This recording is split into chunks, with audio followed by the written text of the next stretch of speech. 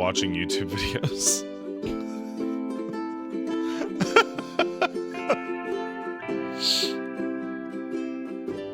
Like, a lot of the Nintendo leaks for past little while has come out because people were watching fucking... Oh, hey man, there's a dog.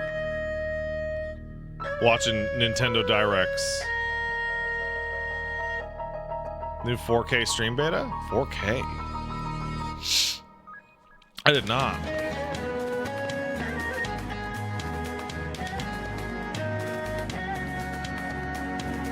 Oh, this looks interesting.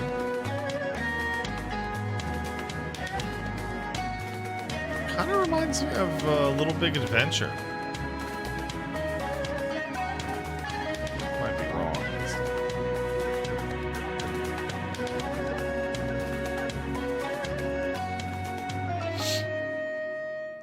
I don't know if the stream OBS stream beta is at 4K on the version that I have yet. I know that it runs at a much higher bit rate. I don't really see a whole lot of point. Hello and welcome to the Best Indie Games Summer Showcase 2024. My name is Clement and this is the best place to discover indie games on YouTube. We have a stacked lineup of indie games, so hold on to your butts and let's go.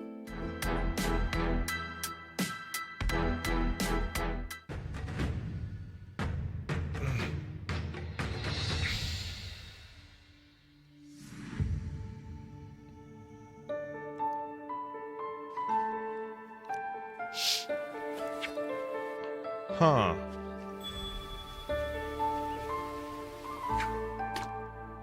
You want to show the name of the YouTube? It's this. Alright.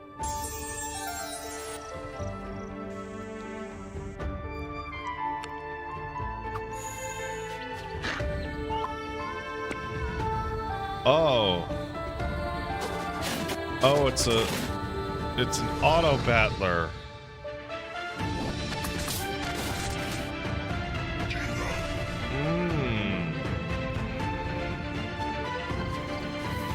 Oh.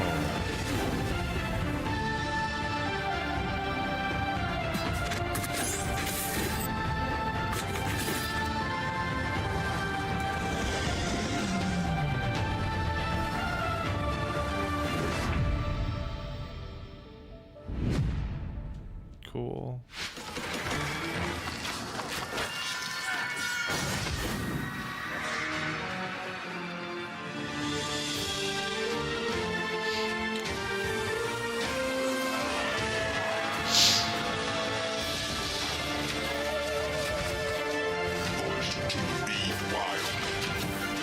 To nature.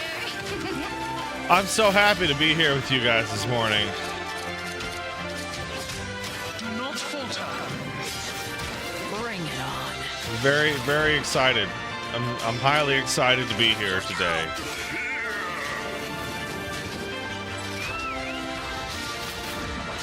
Ah.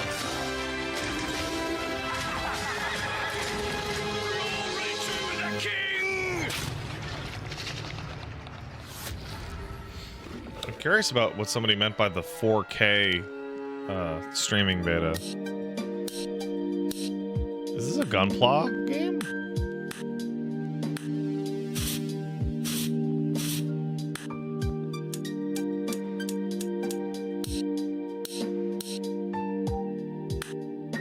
This kind of defeats the fun a little bit, doesn't it?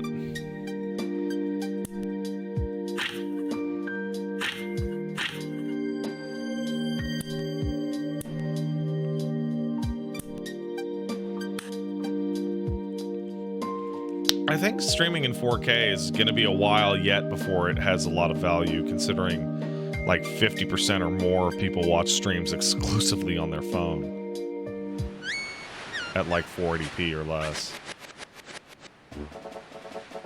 Okay, so this is not Link's Awakening, huh? Oh!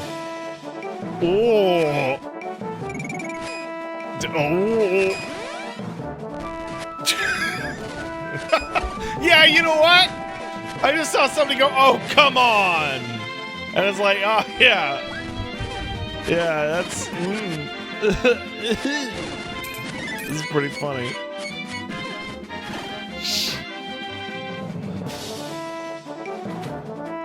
looks all right.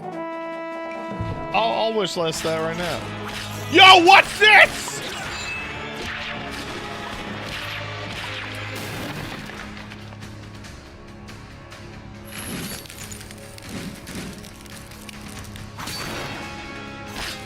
This activated my peanuts.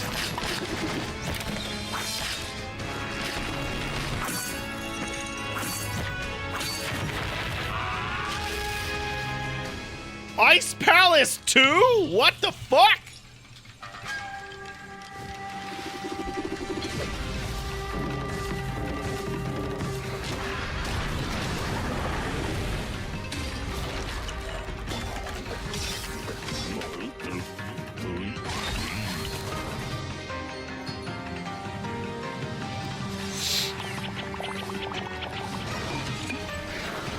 Wow, this looks cool.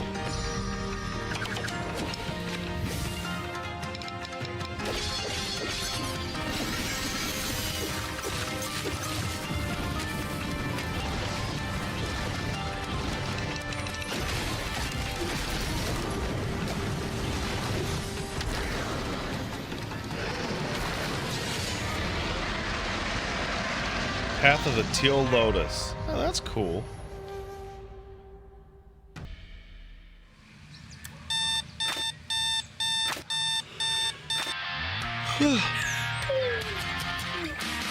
Meet Becky Brewster, the new kid in town. Freshman life moves pretty fast at Carpentersville High. Classes. Is this field called hockey, blood? Social media, and oh yeah, Vampire Slave. A nexus of evil infestations is secretly taking over the town, and Becky is the only one who can stop them. She's descended from an ancient bloodline of highly agile spellcasting vampire hunters. Becky must unlock her latent abilities to save her friends, save the town, and save the world.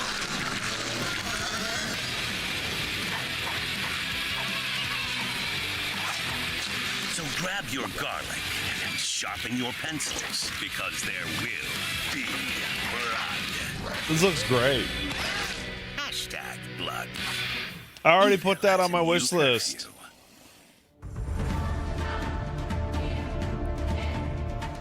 Here's a quick word from our sponsor in Mako Beyond Brave, a hand-drawn Metroidvania that draws upon Slavic myths and legends, in which our hero wanders the lands of Sankora, battling enemies and uncovering the secrets of the world. It primarily got my attention due to the hand-drawn art and animations, together with intense combat, impressive-looking boss fights, and a whole host of skills and abilities to master. Critically, this has a non-linear map with hundreds of rooms, so if you're a fan of Metroidvanias like me, be sure to wishlist the game on Steam.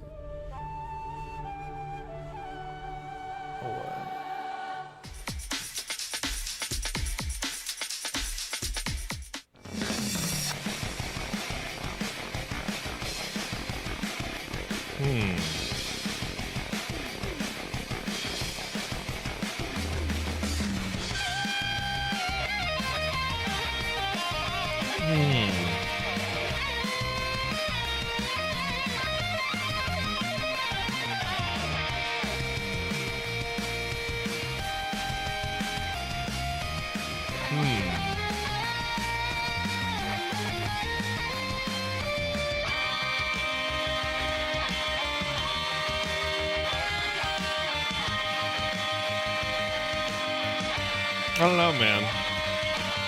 It seems really limited. Like, this seems extremely limited.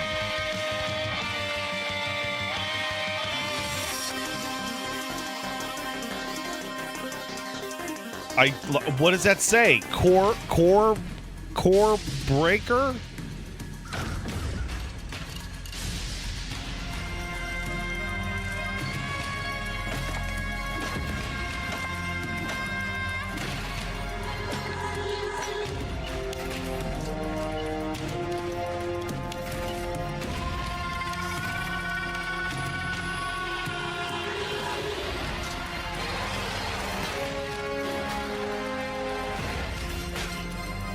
This looks just like that robot RTS that I have on Steam that I can't remember the name of.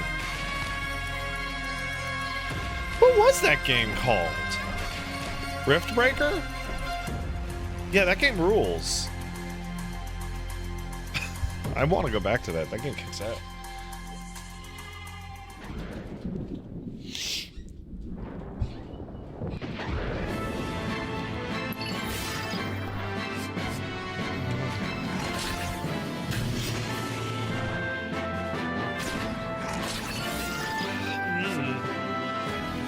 Cards and Pokemon, my favorite.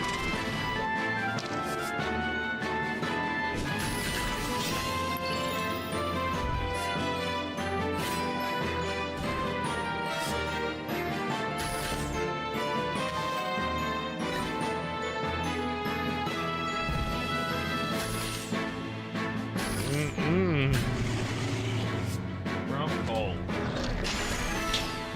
I'm gonna wear my flannel. I can't believe the name Guardian Tactics hadn't been picked yet.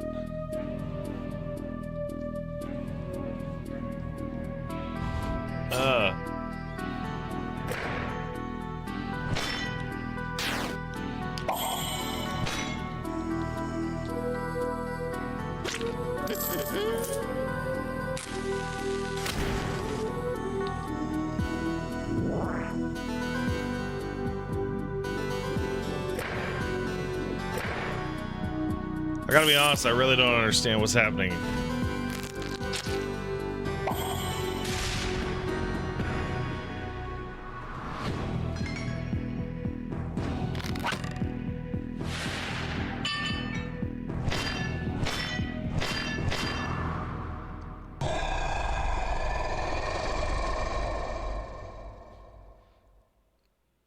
Okay. Yeah, Grimdark.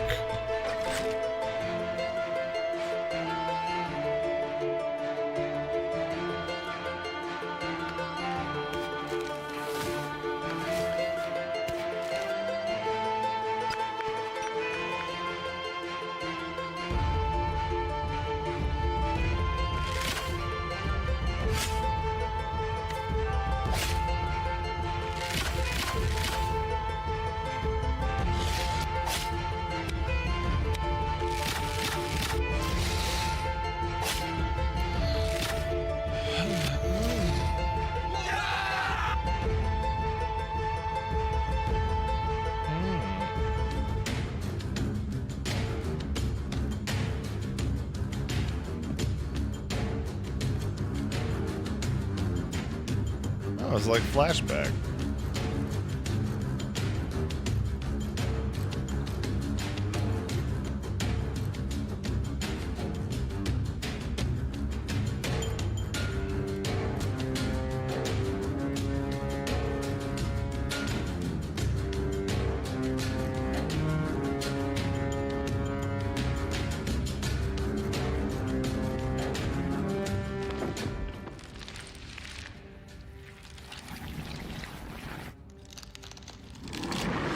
Okay, that was cool as fuck.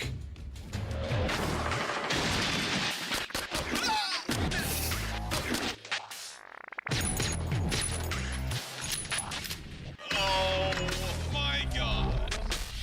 Wait, can I have different shoes on? Fashionable as fuck.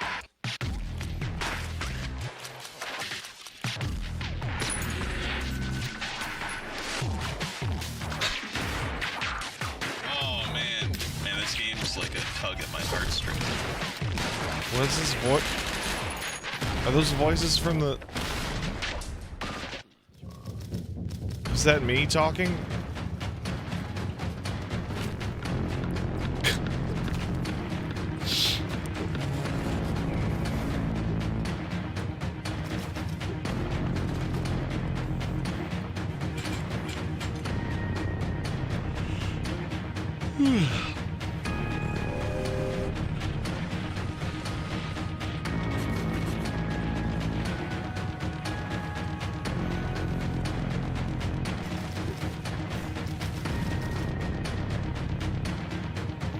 Upgrade my gear. Oh. feel like there's nothing Silksong could be at this point that wouldn't disappoint people.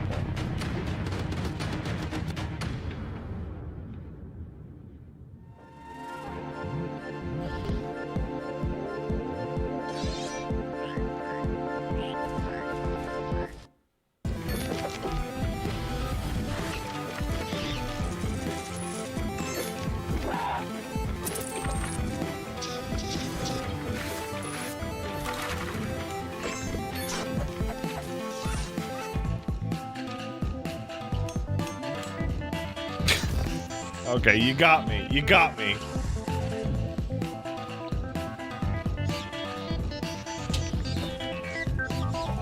I like hammer.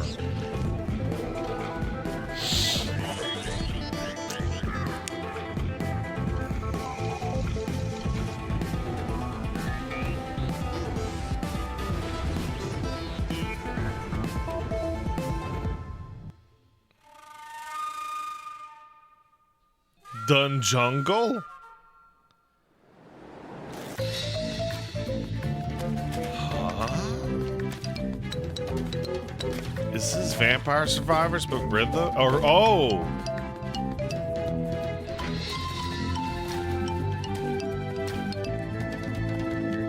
But Vampire Survivors already has co-op.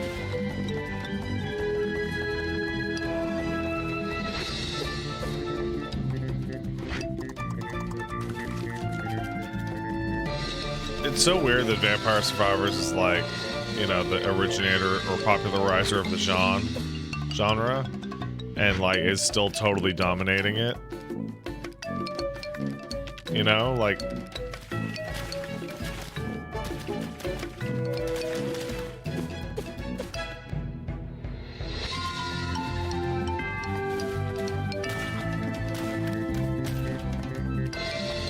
Why does every Metroidvania just have square rooms with black walls? Actual Metroid wouldn't be that basic. Because it's hard. Because it's hard as fuck. Oh, yeah. Here's a quick word from our sponsor Gigatank 3000, an indie game developer and publisher who has an interesting lineup of upcoming games. I love beginning Idol. with Legends of Dragaea Idol Dungeons, a throwback first-person dungeon crawler with a twist, since it mixes the classic dungeon crawling RPG experience with an idol element, in which you are managing a guild of heroes and lead a party of them in search of loot and glory. What is this voice? I believe the There are guy's got a plenty of Vietnamese upgrades accent. and customization options for your heroes, with the skills and attacks being automatically fired off by the characters in battle. It is not just limited to one dungeon, but has an entire continent to explore, Singapore? having Okay. an awesome Well, throwback Southeast pixel Asia. art style as well. I could have been worse.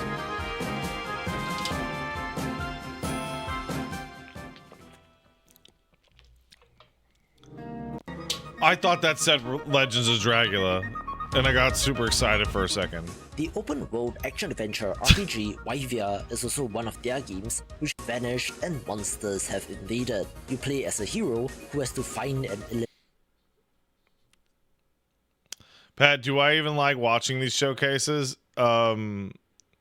have vanished and monsters have invaded. You play as a hero who has to find and eliminate the source of these monsters, having a hidden power within I like you the money. that That is allows you to nice. transform The into a views are wyvern also with good. fun combat and RPG But progression more systems, importantly, and the main this is problem getting a here, major localization updates pretty soon, so you can play in your language is of that choice. you So you definitely only pick it know up whether if or it's not of you should have interest. watched it afterwards, right?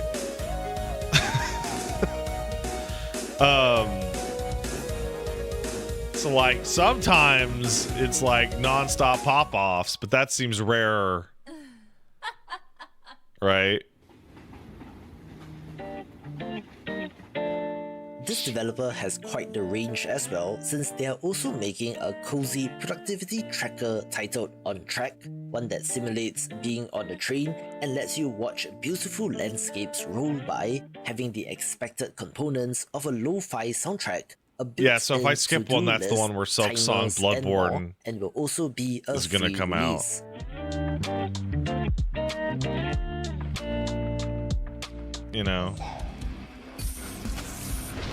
Oh. Dross is an all-action roguelite first-person shooter in which you cleanse a mysterious facility of an alien infestation. See, what I would have its missed out on secrets and this. mysteries along the way.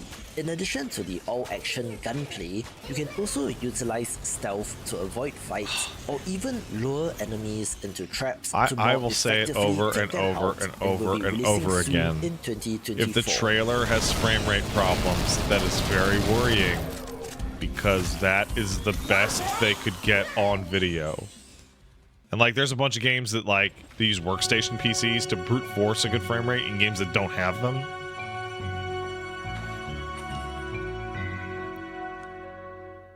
Here's a neat-looking minimalist puzzle game named Dungeon Divers, one in which Oh, you're this is like exploring Minesweeper? and clearing out derelict dungeons. This is gonna check out Minesweeper-like in Sulaco? nature since you're using tools and items Okay, to so- disarm traps. But with there's the a lot of added games I twist wanna of check out. procedural generation of the levels I wanna and finish key FF7 objects of Rebirth, though. power with special abilities. As mentioned I wanna in play my Street videos, Fighter. puzzle games have really gotten my attention in And recent the months. Elden Ring so thing for is a twist happening. on the classic game, And then there's this is Dawntra. one to watch. So like I'll get back to you mid-June. How about that? How about that?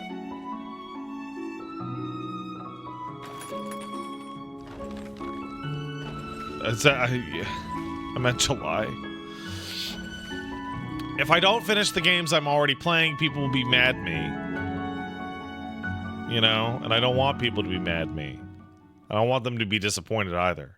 Tactics fans, this one's for you. The roguelite tactical RPG Endless Tactics has you playing as the commander of a high-risk mining operation, having to defend your base from waves of alien creatures. As such, it is not your typical tactical game. Why is that a since hentai the orc? base You know defense why. element makes you reconsider Don't forget how Destiny you 2 The Final organize Shape. your Isn't that happening defenses. right now? The roguelite structure of this feeds I into can't its wait for upgrade people to system, finish that since game you're in like extracting 4 hours valuable and immediately resources start and uncovering complaining artifacts and like drop very pods. And if the much. situation on the ground gets too hot, you're able to extract back to your orbiting ship to regroup for the next operation. Different planets pose different I'm challenges. really excited not to see only people in the complain form about of Destiny enemies, 2. but also natural disasters, with it having a huge tech tree to keep you coming back for just one more run. Hold on. Fennec Zephyr says we get it. You hate Destiny. I okay. Yeah, I'm gonna get ready. I want to leave you with a stylish little Get ready, minimalist bitch. puzzle I'm game gonna named complain some more. Perspective, in which you're able to rotate the camera to link up blocks to allow your character to get from one point to the next in order to complete the level. Messing with perspective in games is always fun, since you need to be spatially aware of the level layout and how the different components I am fit not together. Destiny's Having strongest some hater. levels inspired by classic impossible So, shapes. no, like, the for real though, Penrose let's triangle ignore all my and other looks like complaints a about real Destiny. head scratcher. If the final shape is the final Destiny 2, then that means that the vaulted content's never gonna get back in the game.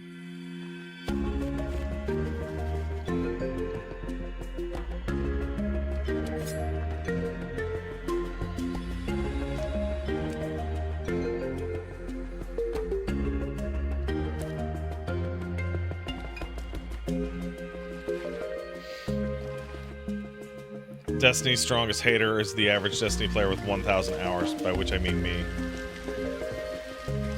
Yeah, Destiny 1 ended in a better place than Destiny 2 ever got to, because I had to spend multiple years fixing Destiny 2 up. It's a really fascinating experience because Total Warhammer kind of went through the same thing. Where, like, I don't think Total Warhammer 3 is still not as good as Total Warhammer 2.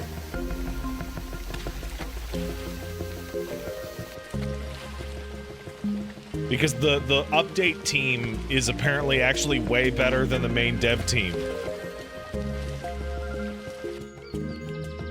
Which is a weird thing to happen. This game's out, but who cares? It's cool. Sounds like you're in trouble.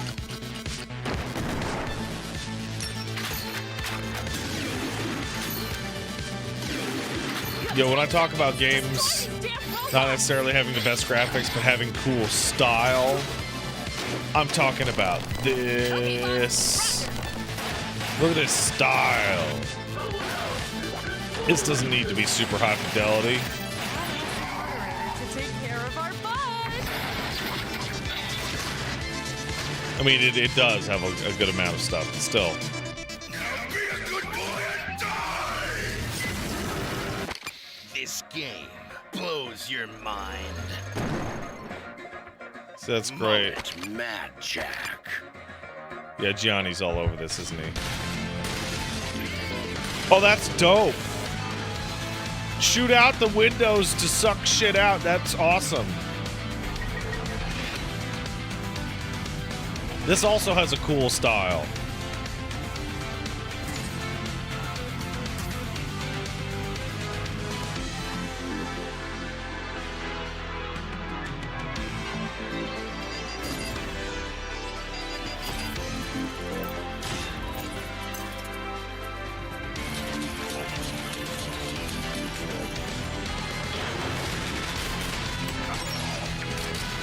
Yo, this is cool.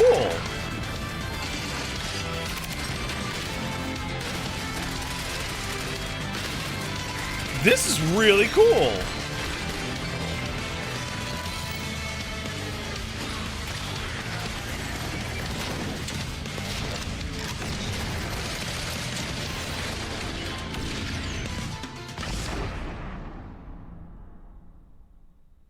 Ooh, good name too. Wait, that's out?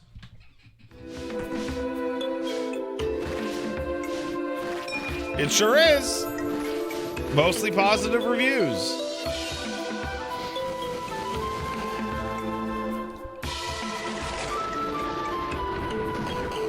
Oh no, blocks.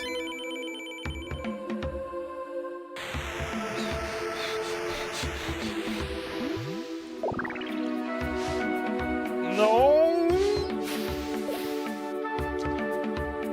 I saw somebody in the chat go, oh no, someone else likes Zelda. Bro, a lot of people like Zelda.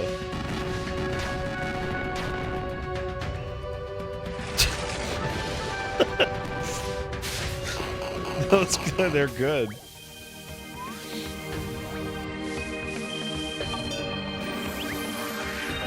Quake, that's a ridiculous thing to say. It is not the foundation of modern gaming.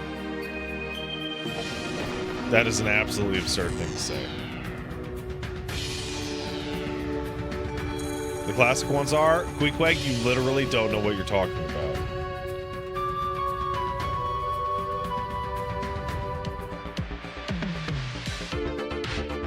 I would say Doom is, absolutely, yeah. Oh man, this Fox looks depressed.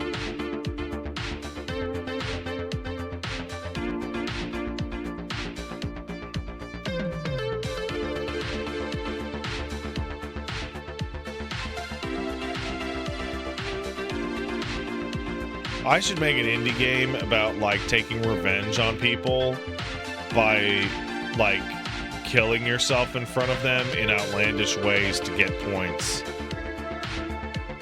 Like the idea of, like, going to somebody standing in line at the movies and just blowing your head off. And getting, like, a score multiplier for everyone in the audience.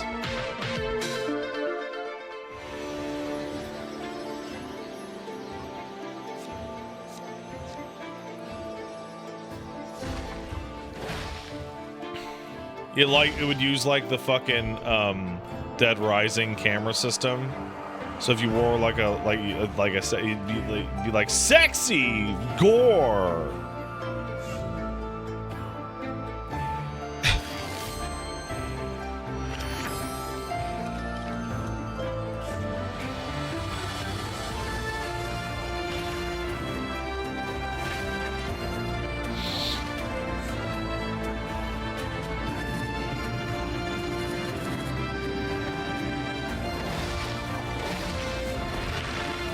Huh.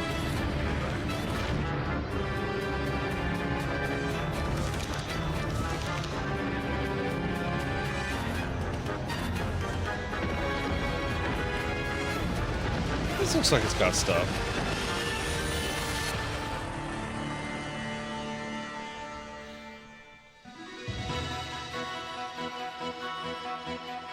Ooh, that's some classy old sounding music.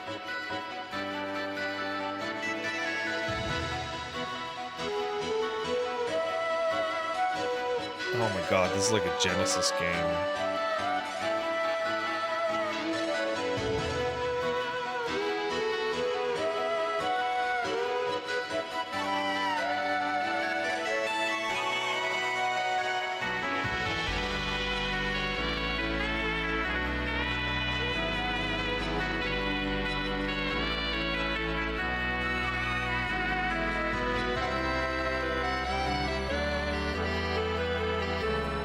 Yeah, this looks good. This looks like it's got stuff going on.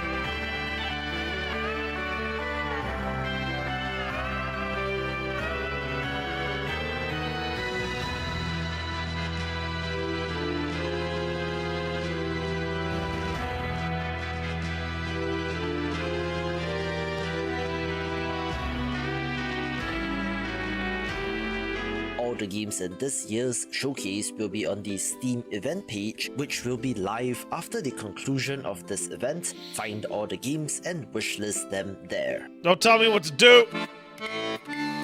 Oh, this is for the shit that's very, very far. Yo!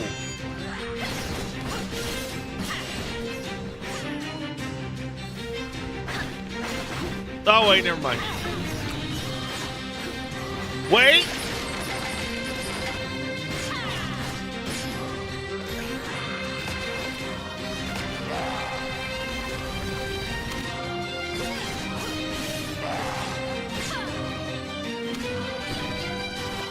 I don't know. This could go either way.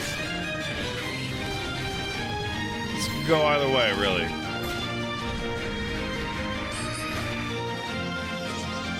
Lord Jakuff, do you not like the roguelikes?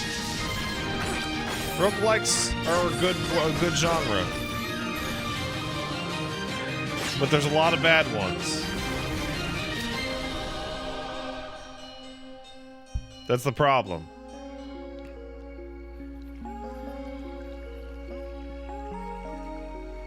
Yo, I like this dude's coat.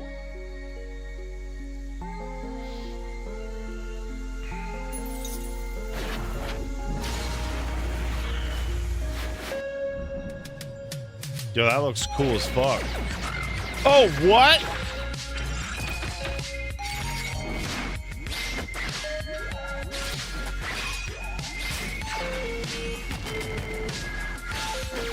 Yo, I like this.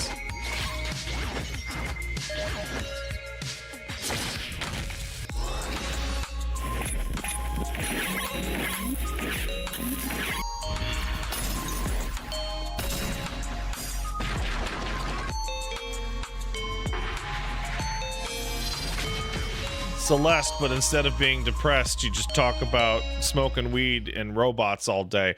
Oh, he's not a robot? He's just ashy? They called me a killer. But when the Ancient Ones returned, He's a robot. they were the ones consumed by madness.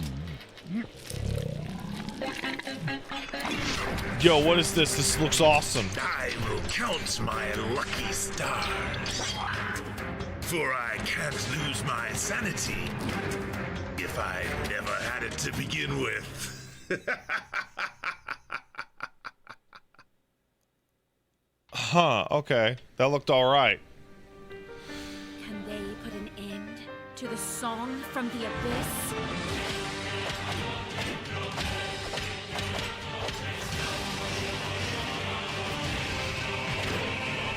Okay. Okay, we're hitting Genshin Impact likes. Is what we're seeing.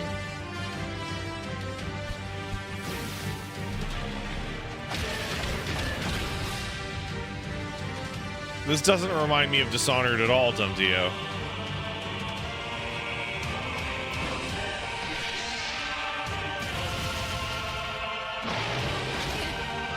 Why do people keep typing Genshin? Is this a thing I have missed?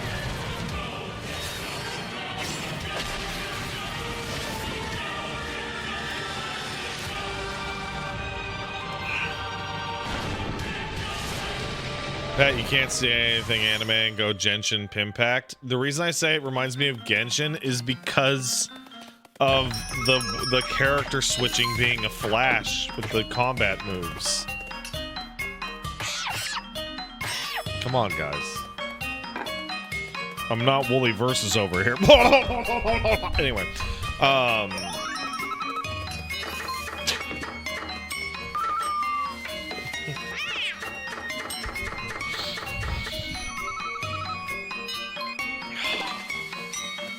this game looks cute. This looks like Overcooked, but also you gotta go get the ingredients.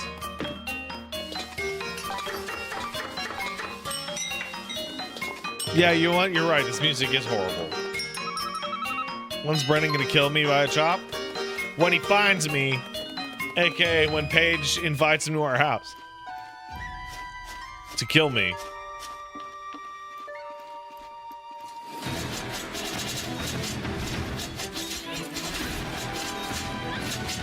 Wow, she's comboing the fuck out of those dudes.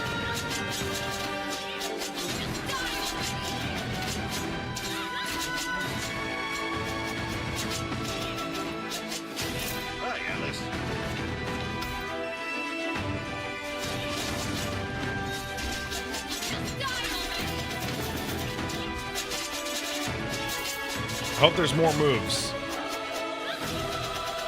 Have I checked out You Will Die Here Tonight? Yes. It's on one of the Beat the Backlog episodes.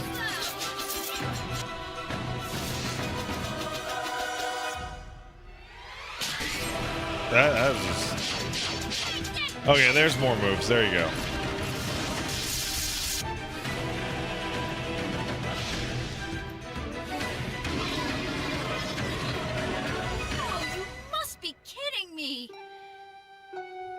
That looks cool.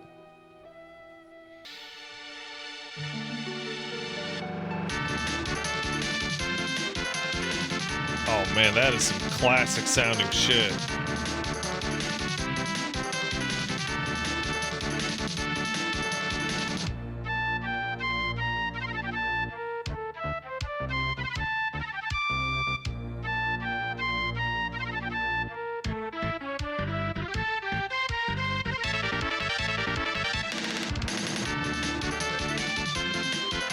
So people are pointing out some of these games have demos, and it's like, bro, I don't even have time to play the full games just sitting on my hard drive.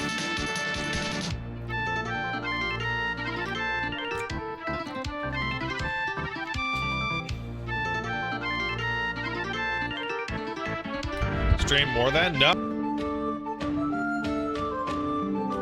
See those guys vibing over those rocks? I've seen it.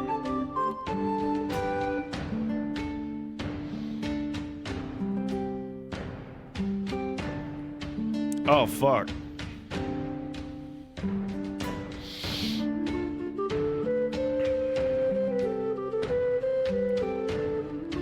Can anyone drop a link for this Indie3 stuff? I got 0 relevant results. Oh boy, it was so hard to fucking find. Spider-Man had to send it to me. Thanks, Spider-Man, by the way. Thank you. You can all thank Spider-Man for not just helping me hash out all the times for this week, but also he sent me links to all the streams. So he's like saved us all.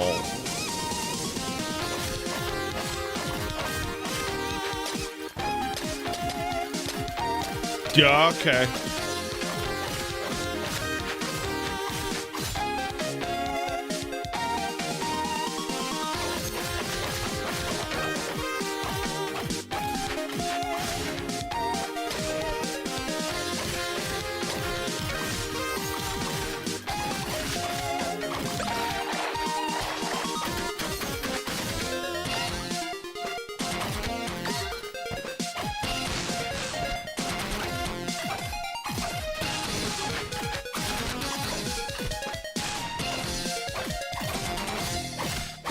Yeah, so when the game started, I actually thought it was a game where you couldn't touch the ground.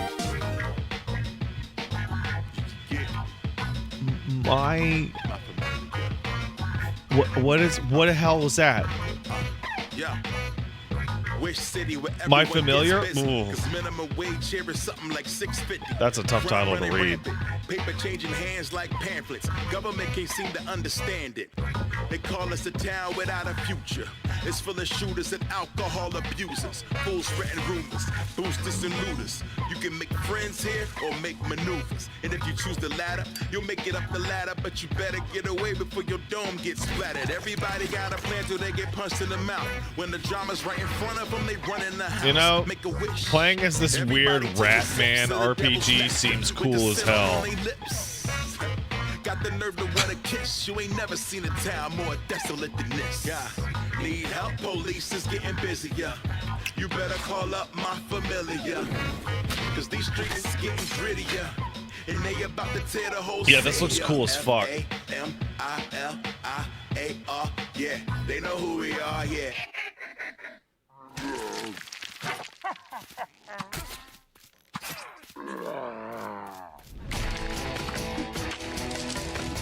Oh, that's unfortunate. Oh, that's just unfortunate.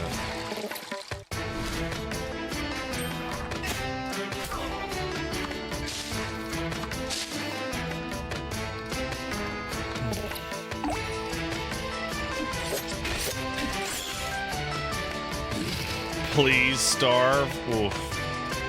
That's rough, brother.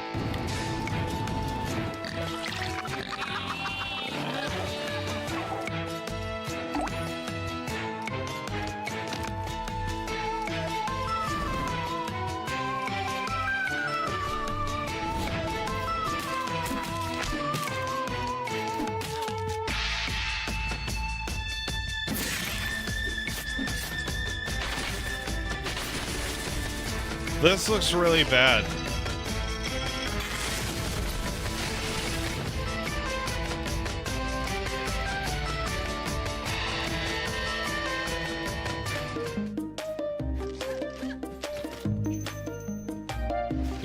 This game's got movement. Look at it. Whoa, whoa!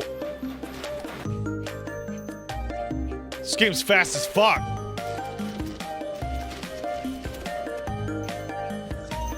Jesus Christ!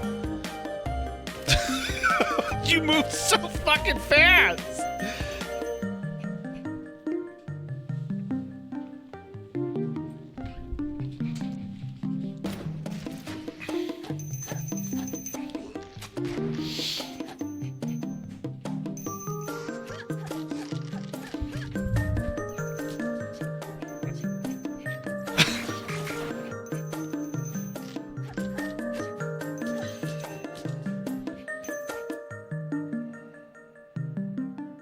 Amada. That looks cool.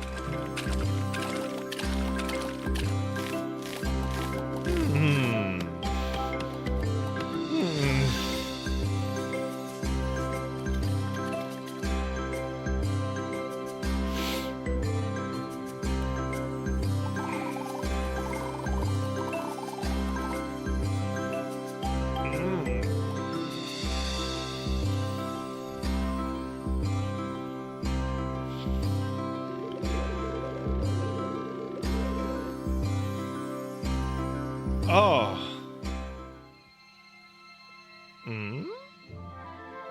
Oh, the bird?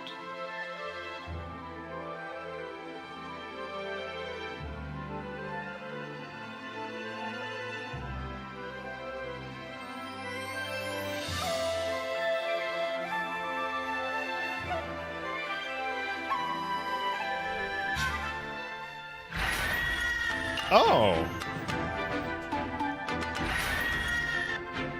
Oh.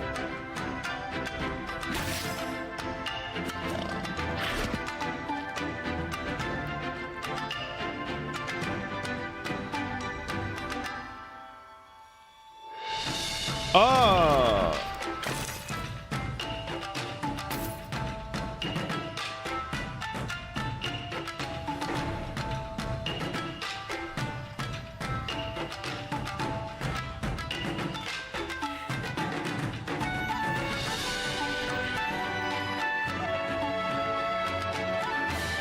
No.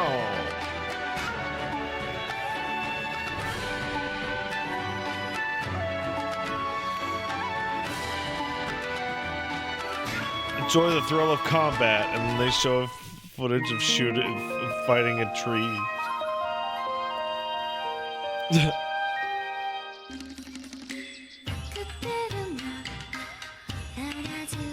Is that a centaur bitch? If you are this deep into an indie games showcase, you will be interested in my free weekly newsletter with free game giveaways, highlights of games on discount, what's new in the world of indie games, and game industry news, so sign up via the link in the description below.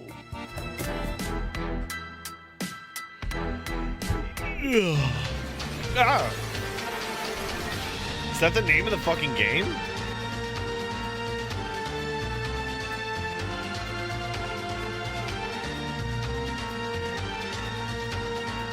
Oh, okay, it's not.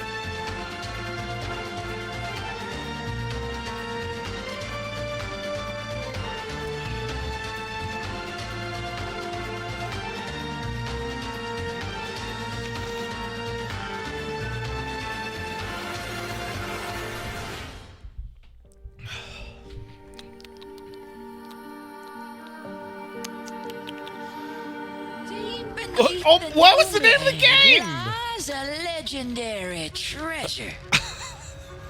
Buried deeper than any gnome has Aid ever of the Tainted Soul. dared Oh my to god, I dig. didn't even. Hidden beyond the most terrifying dangers of the caves. Like chickens with 3 eyes, trees that call lightning, and worst of all,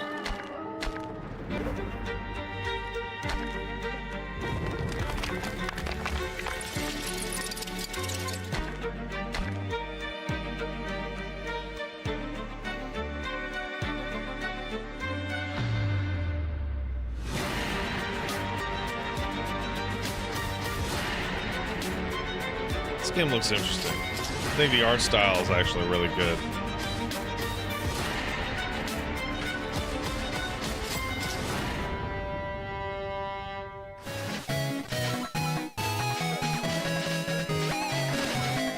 The Game Boy Advance wishes it could do this.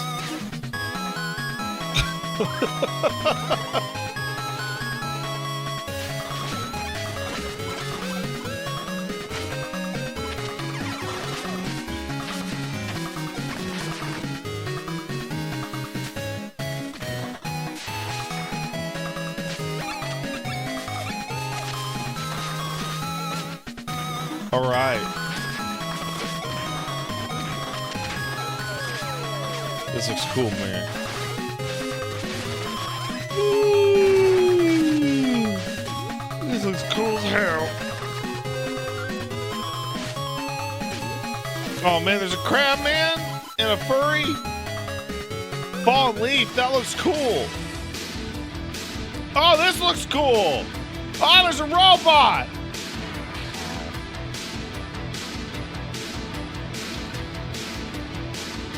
And it's tactical? I can't wait for me to tell Wooly about this and him not play it for 45 years.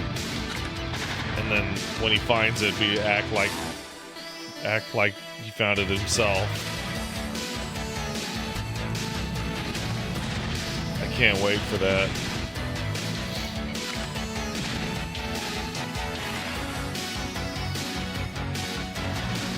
Yeah, this looks cool as fuck. This is Evangelion coded. Interesting. Arc Seed. Fucking wishlisting this shit.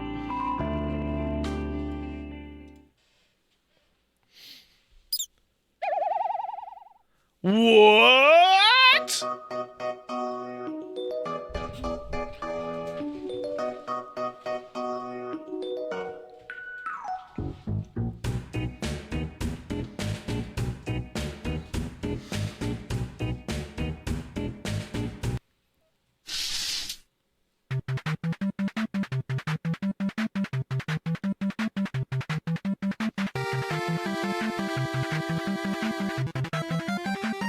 Yo, this fucking rules. What a cool idea.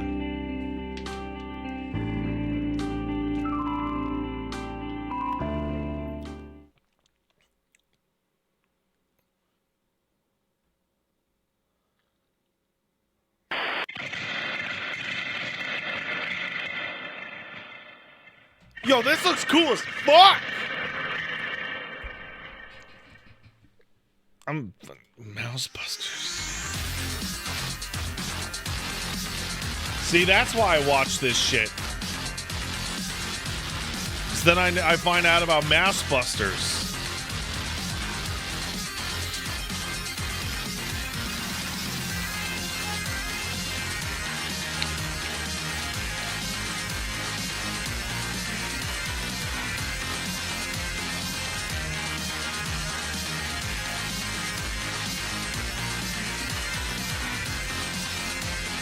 See, this game depends all about its juice and its upgrades, right? If it's got that good juice...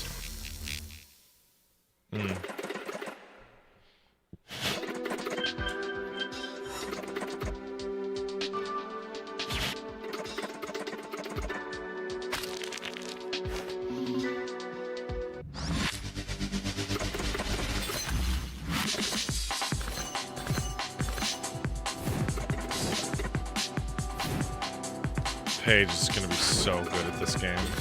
Oh no, but she has to be able to see.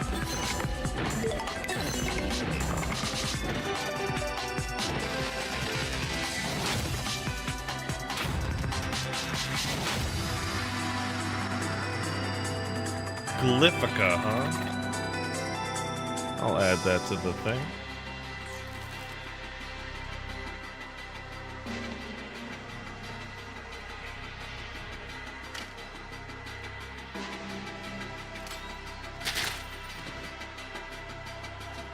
Huh. Is this like a Rainbow Six or like a tactical? Oh, it's a Hotline Miami. Okay, it's a Hotline Miami. Got a Hotline Miami. Splinter Cell Miami. This should be called Mitochondria Break Dallas.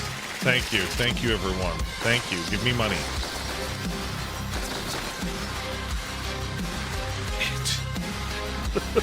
Now here it comes, Roughly 64 for the Nintendo 64. Yo. We're still adding a few features, but it should release soon. That's really fucking funny. That's really fucking funny. Just right in on the fucking fake ass N64 game.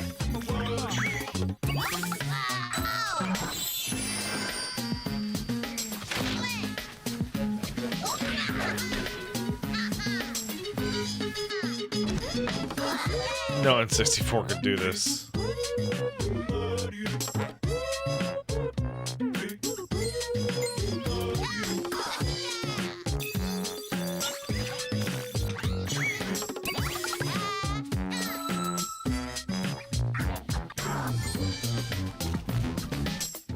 This does look really cool.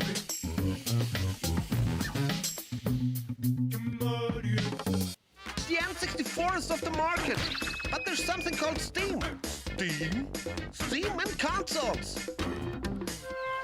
Yeah, I'm adding Rough 64. Oh, I can't. It's not even on Steam yet.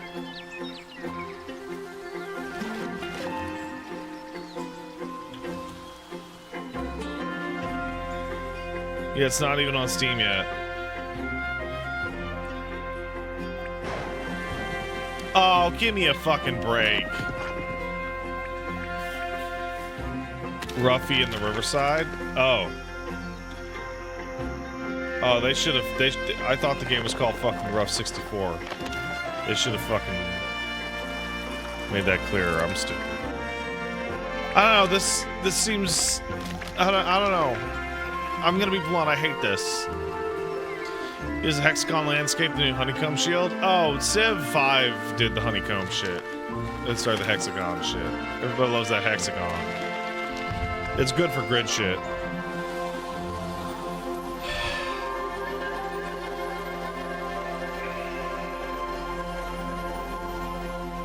Yeah, no, this is like the third or fourth game we've seen that's like this exact thing.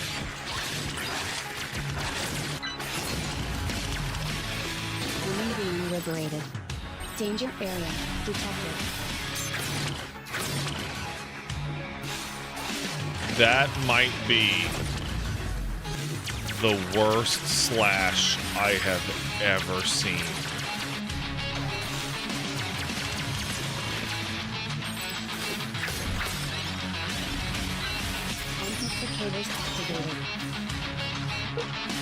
You people who prefer the Hex and Civ are insane. You're insane. Yuri. Hexagons are a lot easier to deal with and provide a lot more touching tiles. Warning. Danger area detected.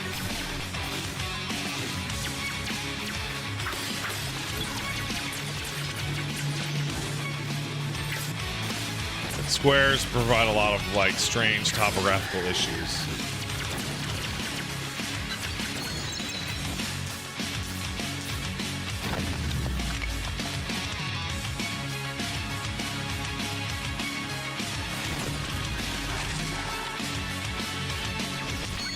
This game kind of seems like a mess.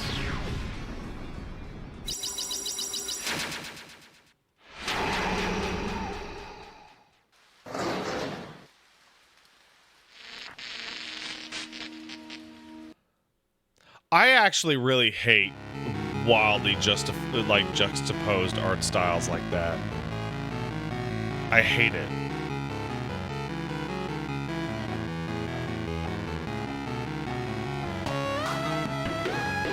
Where there's like the really fancy art and then it's a bunch of pixel shit and you're like, oh, this is what you wanted it to look like.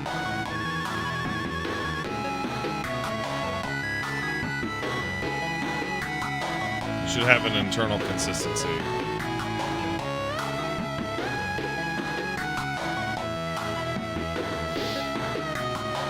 To your style.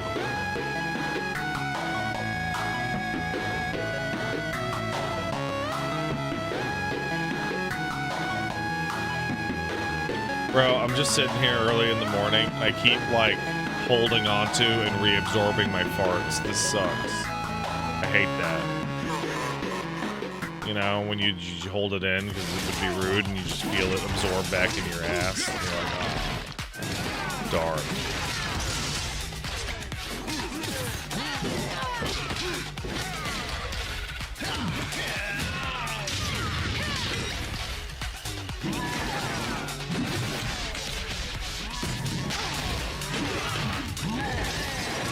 That's not healthy to do. Well, what do you want me to do? Just start blasting in my chair? You guys hear all the braps?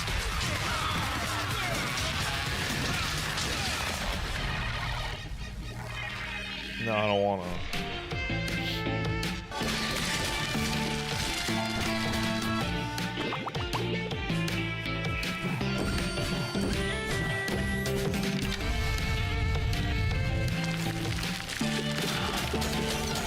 Not doing fucking fart streams.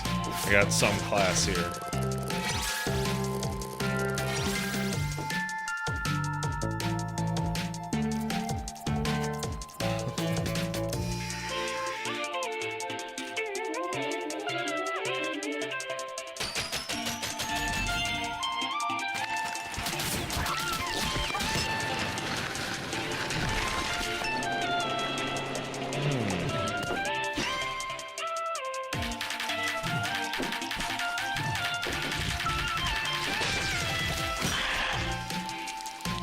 Crypt Custodian.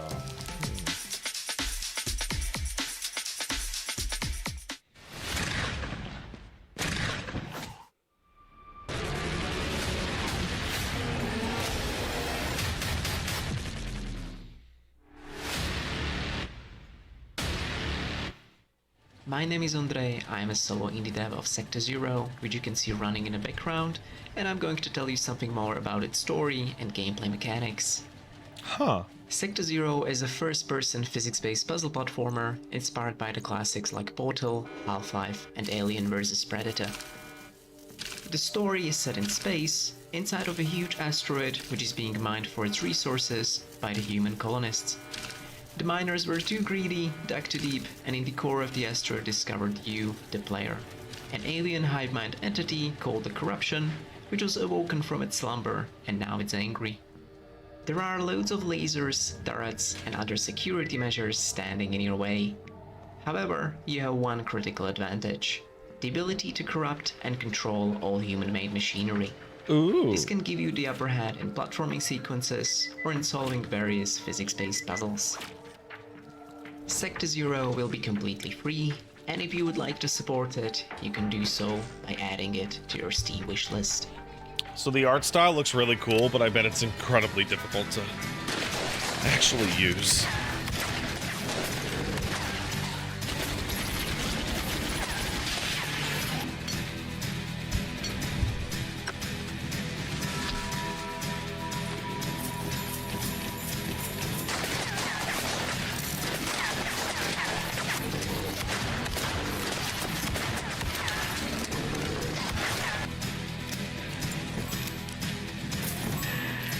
Huh?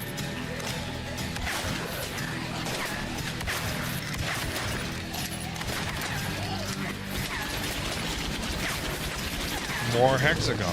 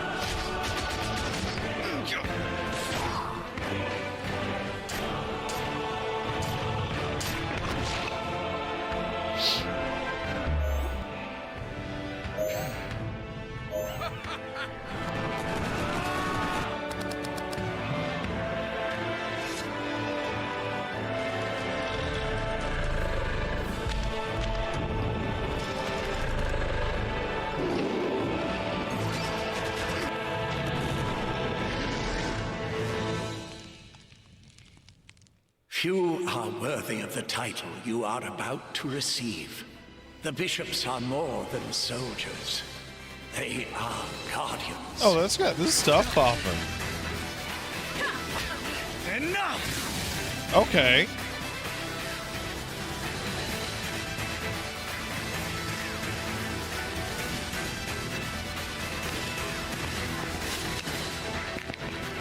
I thought this was gonna be a goddamn RPG. It is?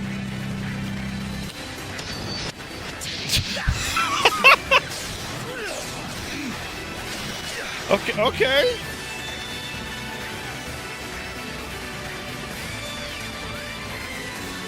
This thing's popping.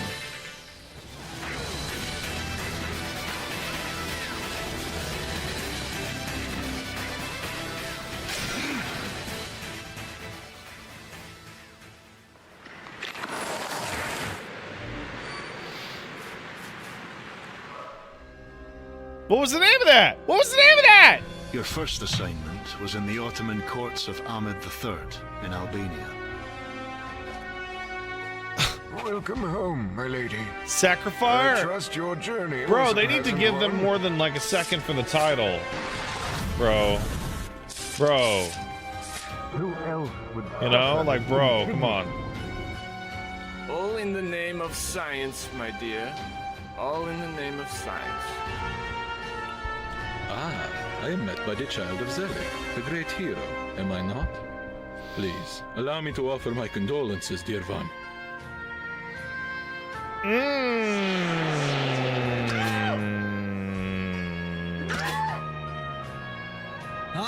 At last, the crowd has reached the swelling proportions which might entice our main attraction.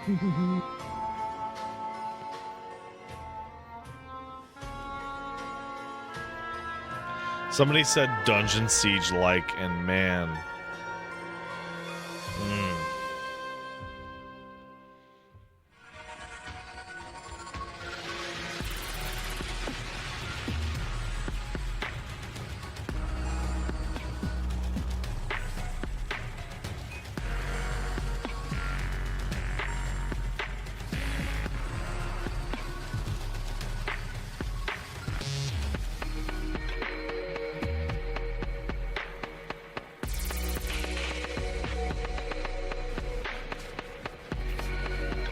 Is every show this week gonna be this long? Probably, bro.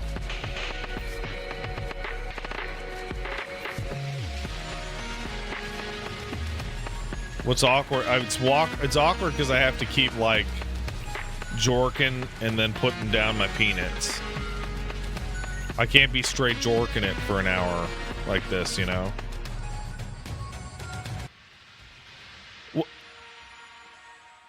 Okay, that was fast.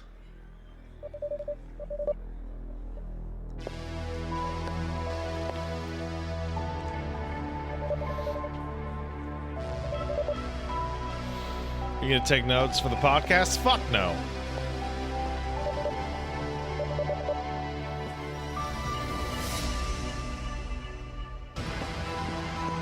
What the fuck is this?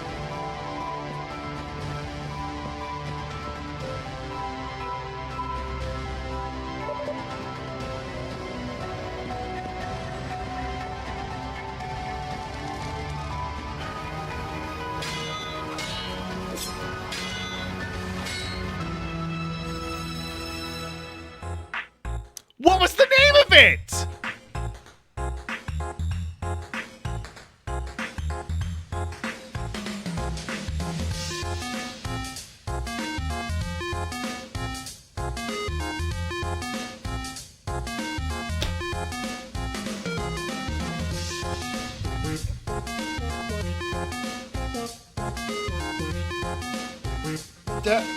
Okay.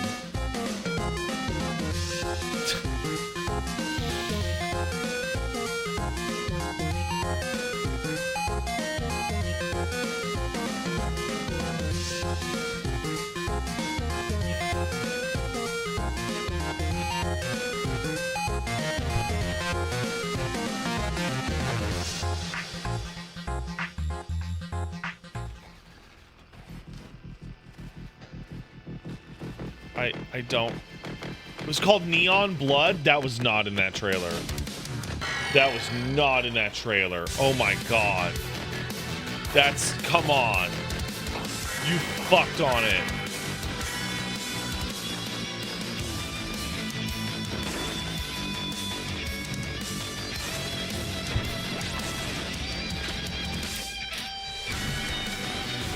Come on.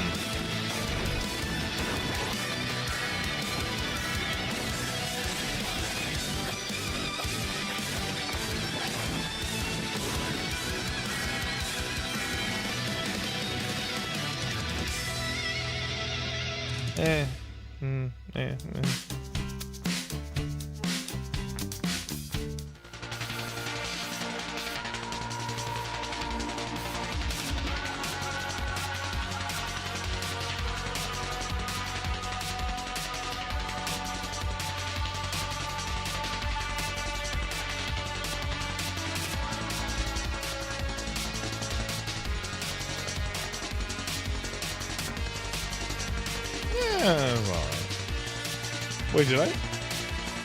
Did I? Wait.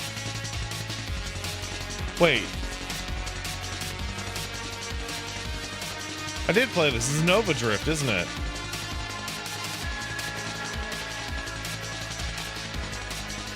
Yeah, it's good.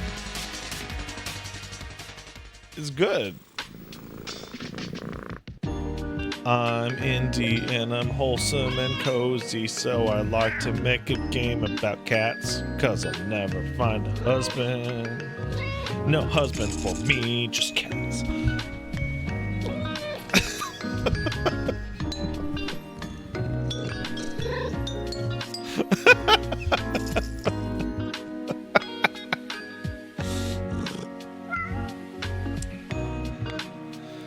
That's boomer shit. Yeah, I don't care. It's funny.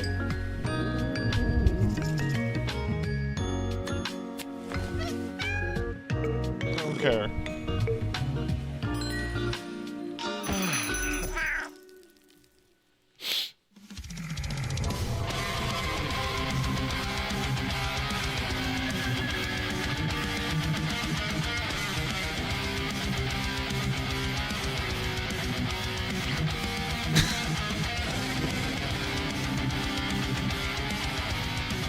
Yeah, I've got the wife, the dog, the cat, the baby. I can make fun of all the dialogues of all the different types all I want. I did it. I did it. The husband? That face when no husband. Sorry guys, no husband. I'll have no husband. You're right. Well, that's why I have the cat.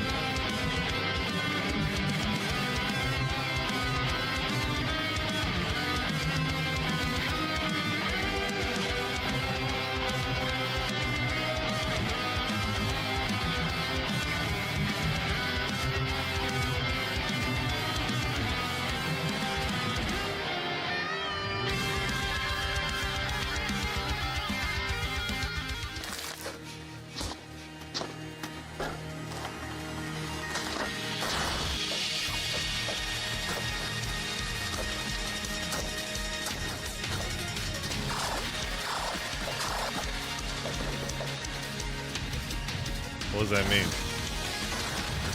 Oh, okay.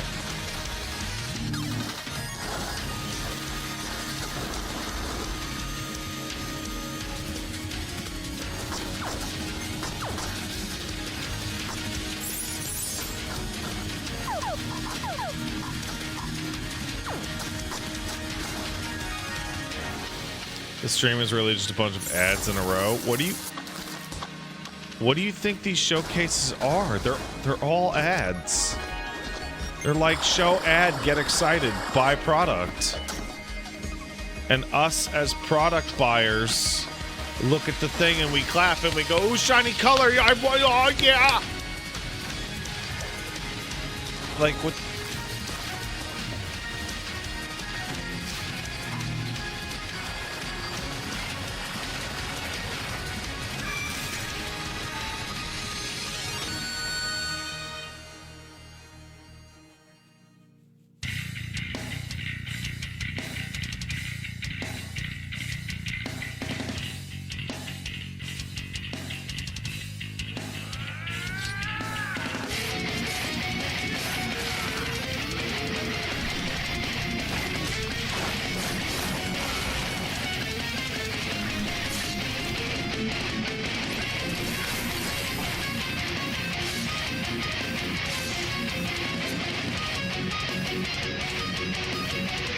Something about this seems off? Yeah. No, it doesn't have the good juice.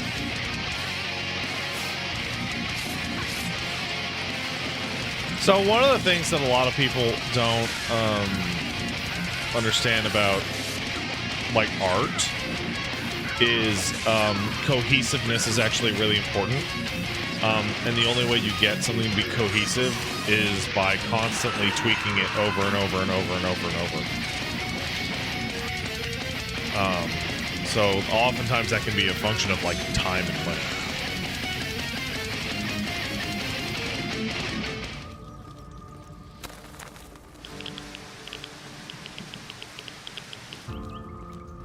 This looks cool.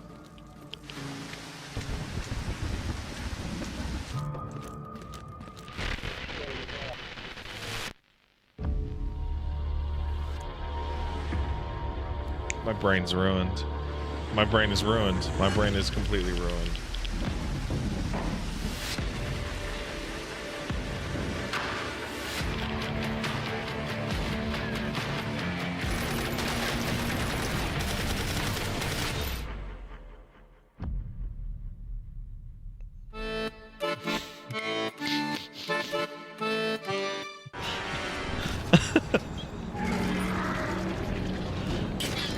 I won't tell you what I thought I read.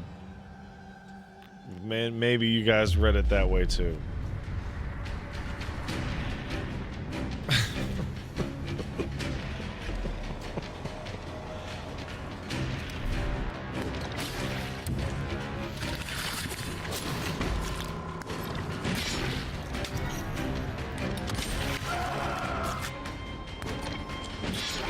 Yeah, I'm a little confused, Cobalt Phoenix. They do keep ping-ponging between out now, coming soon, coming later, later, coming soon, out now, coming later, like... Like just do it in a row. Also, there are way more games that we've seen today. I added like 5 games to my wish list, so this has been a win in my category. Mouse Busters alone. Mouse Busters alone.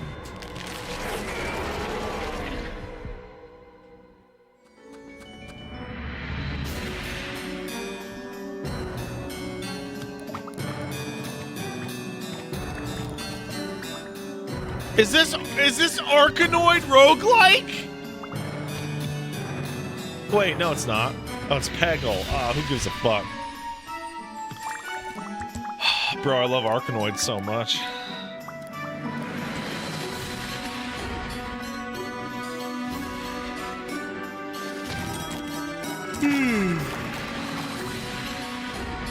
They call it Peggle, but it's actually just Plinko. You know. Does it say Paris?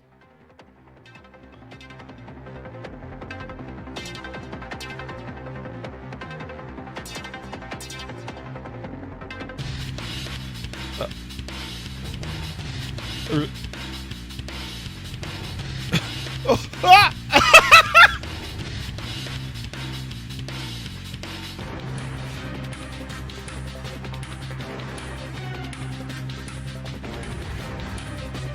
What a stupid fucking name! I love it!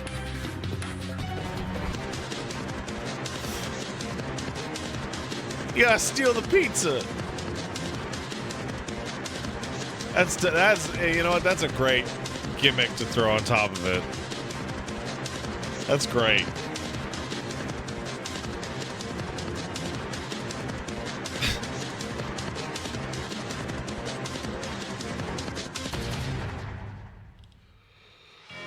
Like that game looks like shit, but oh.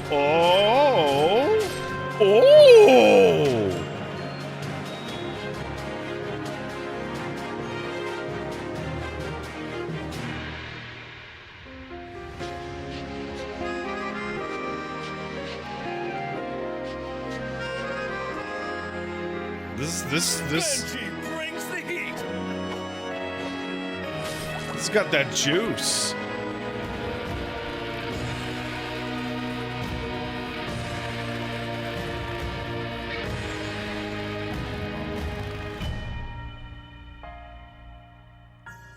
Dark Deity 2?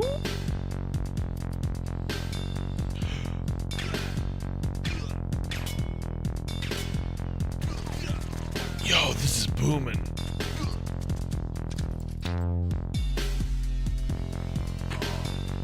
This is booming and it's shooting.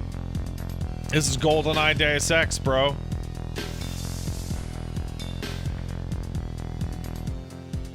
Oh, this looks awesome.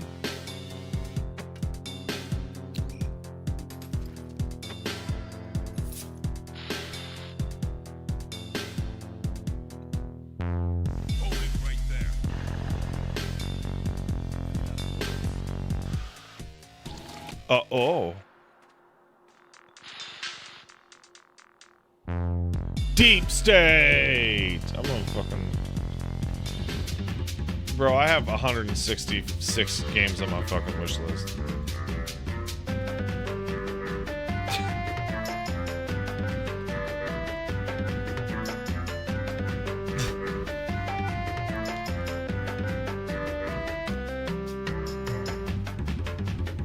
Forage.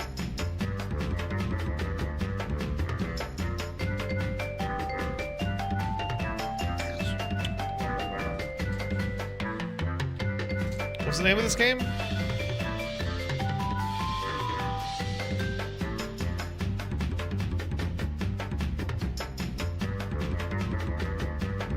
No name? I hope it's like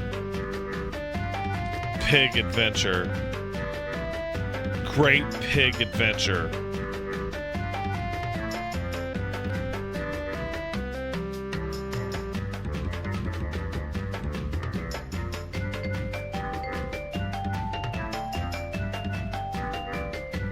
Hermit and Pig. Whoa, calm it down. That's going too fast.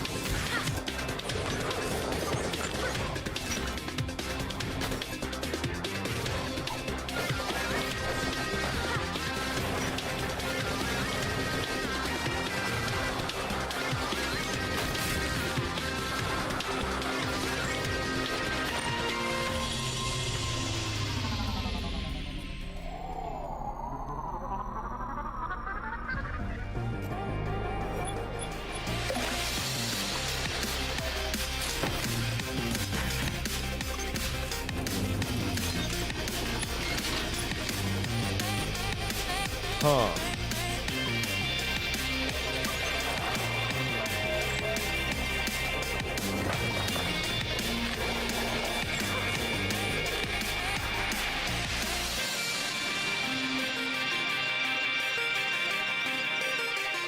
Overrider. That's cool. Hey, look, no hexagons.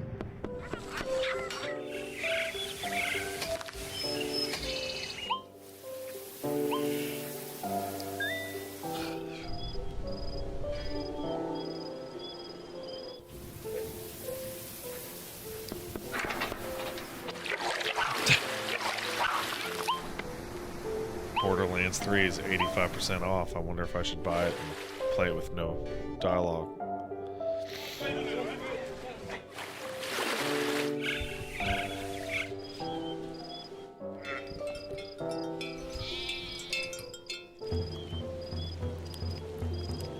I really like Borderlands 2 a lot.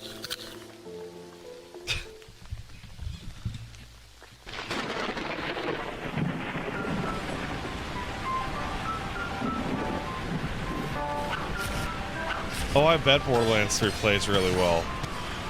It's a shame it's just...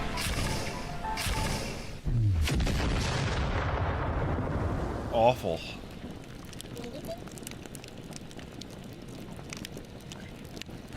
Borderlands 3 has got to be like the only game I've ever played in my life in which I started playing it and was like, I can't anymore. Like, the dialogue in the story was like so offensive.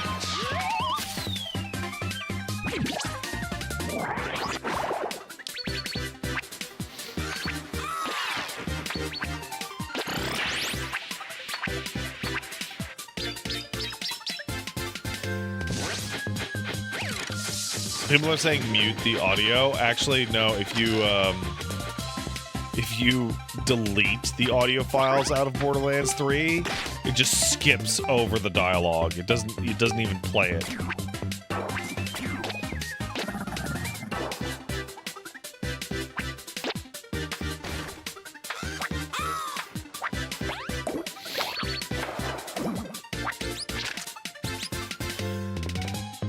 Windsup, that looks cute.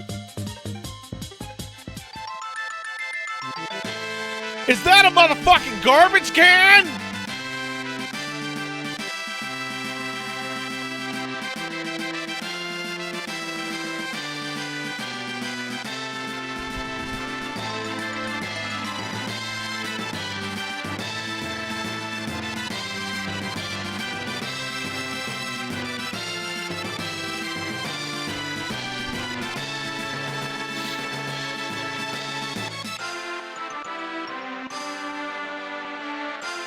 Yo, this looks awesome!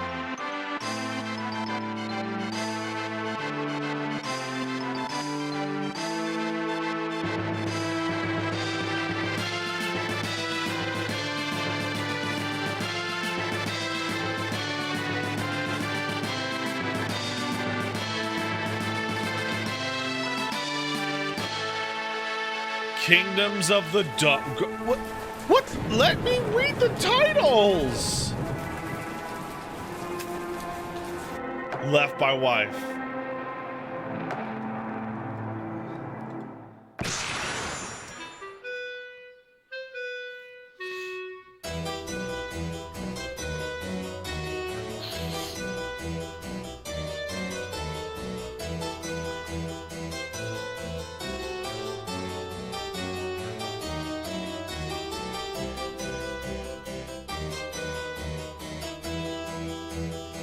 Why it's so abrupt? I don't know.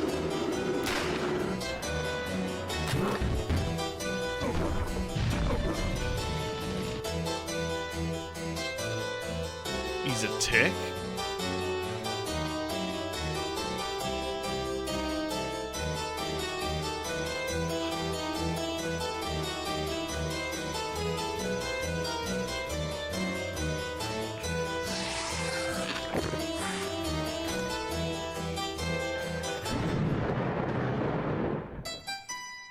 Huh. Oh, that's interesting. Holy shit, we're back to the... Pick a time!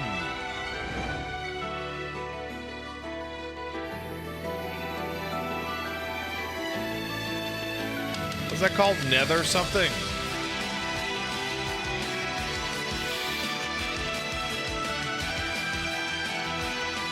Netherworld.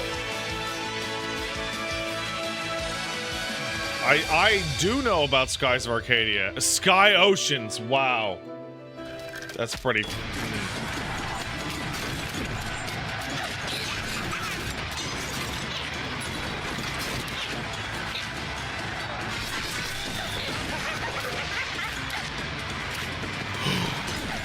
Goblin.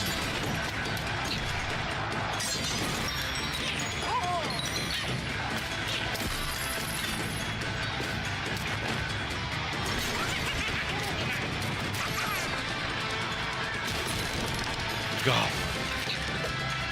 Are there any enemies? Or is it just like turrets?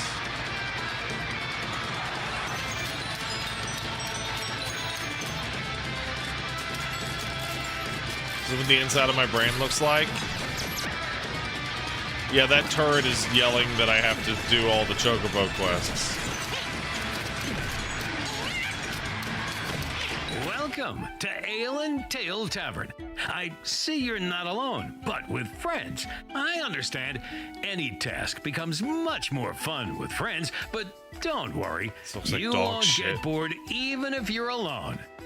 Now, this tavern is yours, which means you'll have to manage it. Cook dishes in the kitchen. Serve demanding guests. Decorate and make the place cozy. Grow plants. Breed animals. Help the residents of our land by completing their tasks. Our land is quite large. Explore all its beauties and dangers. Go hunting. Collect useful ingredients. Beware of dangerous creatures. Or fight them. The world of Ale and Tale Tavern is just full a of ripped opportunities World of Warcraft and model? adventures. Feed the whole world.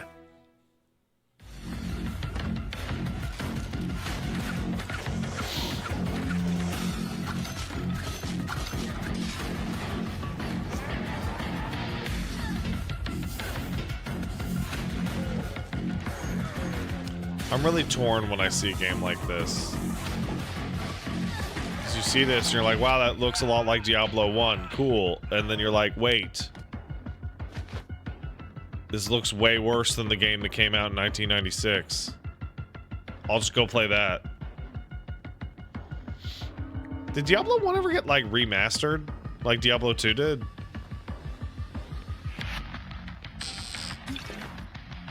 No, it did? No? Yes, it did? No? Diablo 2 is good. Apparently Diablo 4... I keep seeing articles pop up on my phone, like Diablo 4's new season is the best season ever. And I'm like, I don't really have any interest in that game's seasons.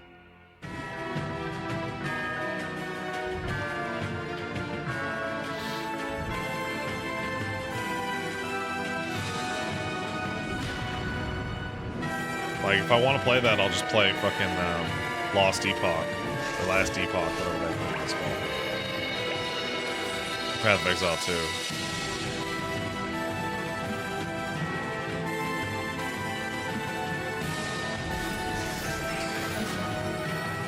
What?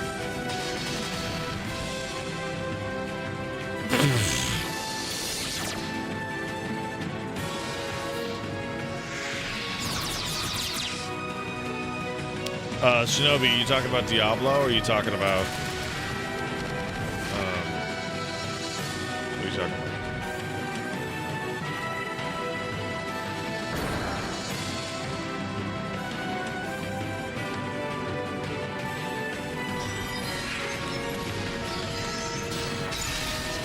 Diablo? Yeah. If you want, you can tweet at me as to what the changes are. I'm curious. I'm gonna piss my pants. I have to go.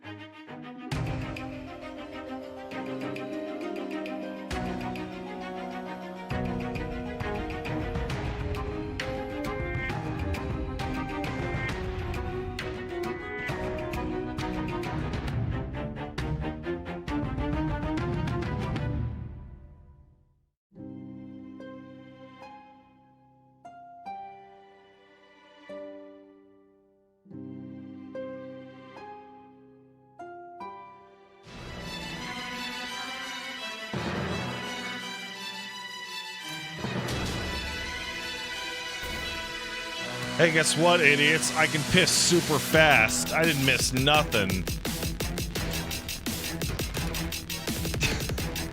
I literally saw you guys in chat planning Say Silk Song. Bitches. I missed Bloodborne 3. That's really good. Yeah, I did wash my hands. With piss.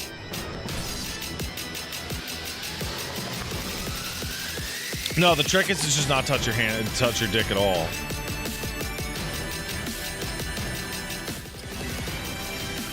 Use your waistband to aim.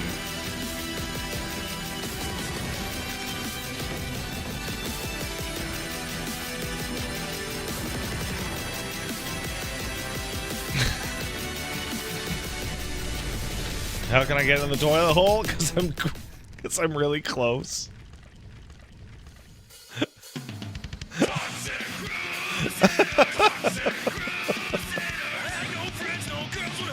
I'm really close to the toilet. This looks awesome, by the way.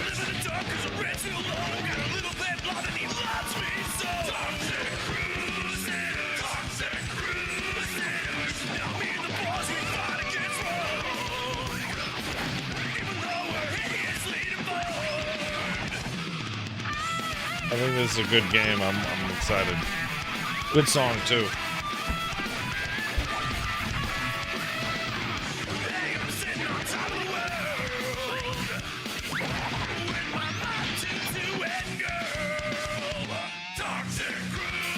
Oh, really? Cool.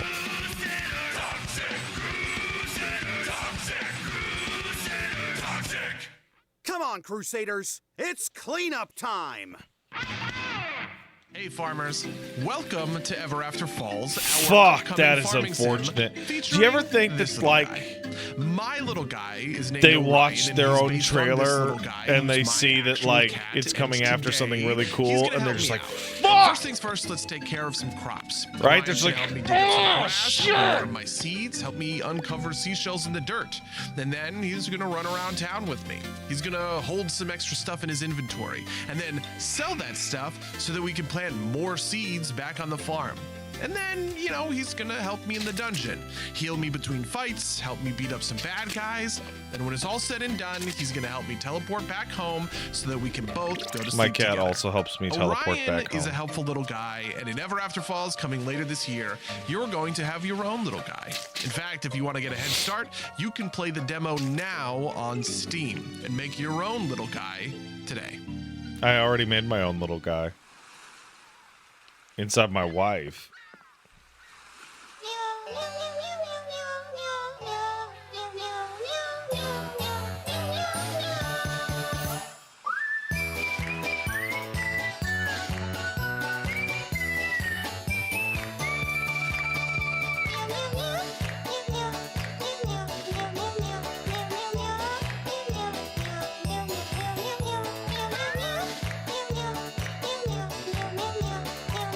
My cat has a job. Oh, kitten.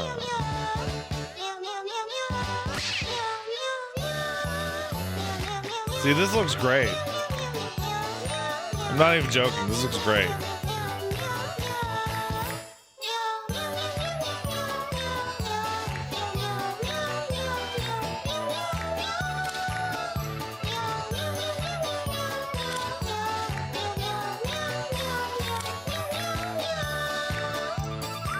Yeah.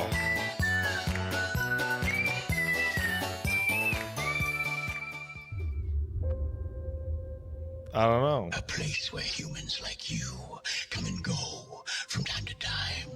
Okay. Purgatory, the abyss. Okay. Shall we play a little game? A game against the devil. Is that Sawman? If you win, you'll earn your freedom.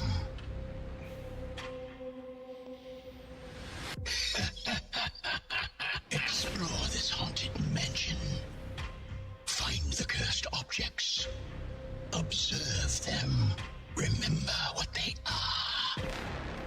during the ritual. If they changed, place upon them my talisman. Oh my god, is this just a fucking spot the difference game? The devil will do whatever it takes to keep you here forever.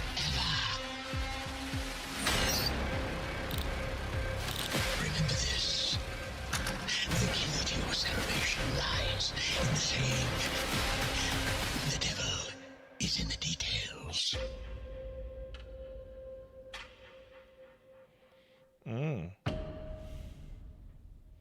I don't think I will.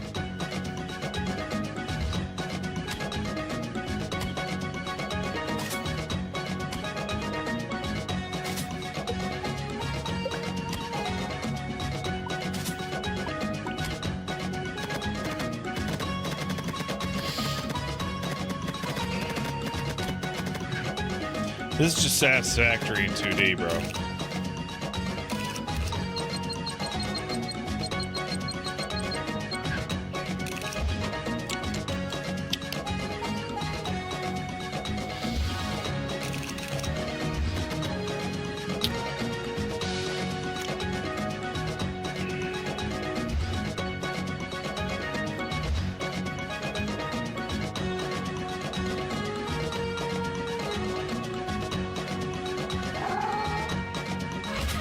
You know, I made a joke about having a lot of cats in the indie thing, and there have been a disproportionately huge amount of cats today.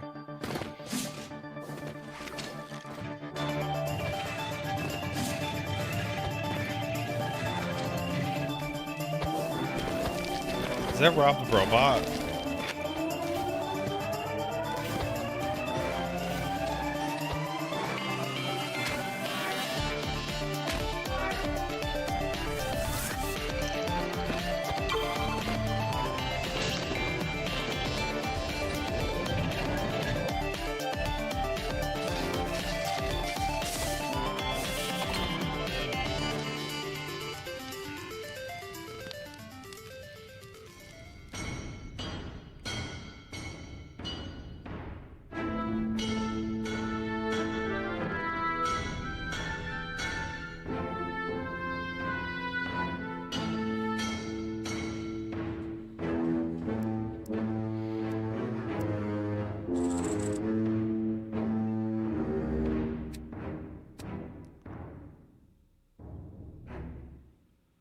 Okay.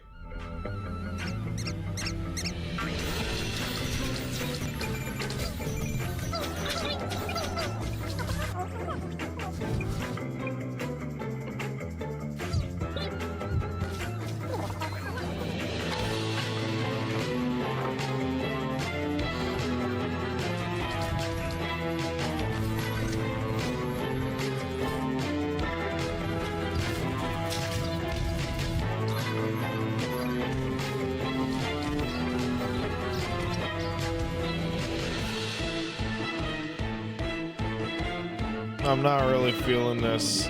It's making me get even smaller. Damn it, I got small. Here it goes. Small part. Hey, it's hexagons.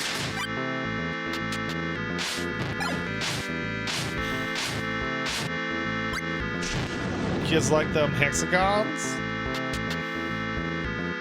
More like Hexa, get out of here.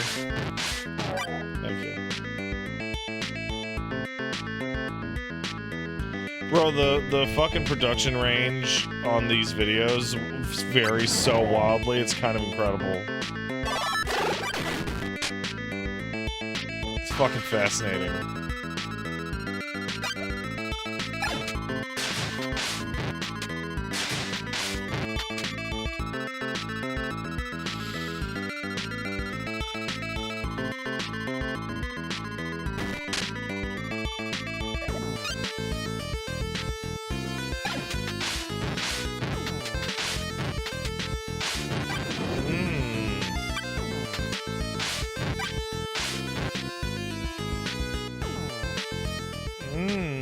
Hold on.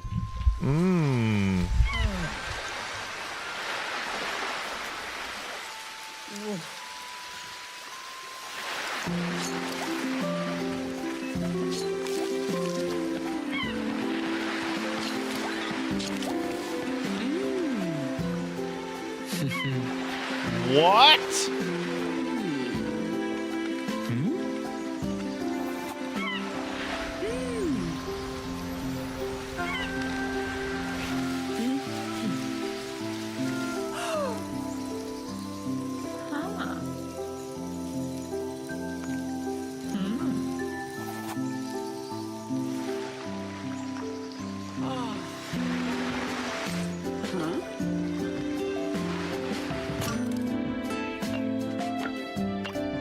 Oh, it's the Greeks again.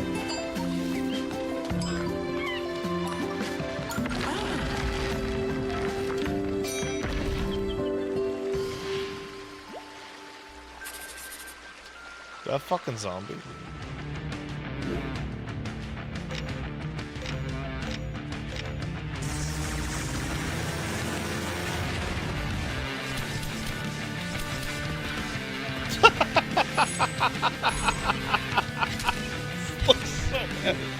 Like, all the 3Ds of Vampire Survivors have the wrong juice. All of them have the wrong juice. That Weapon Master one I played was like the only one that had like some juice. Like, Vampire Survivors it needs crunch. You know? Also, Torment isn't in 3D, man. Also, Torment's 2D, isn't it?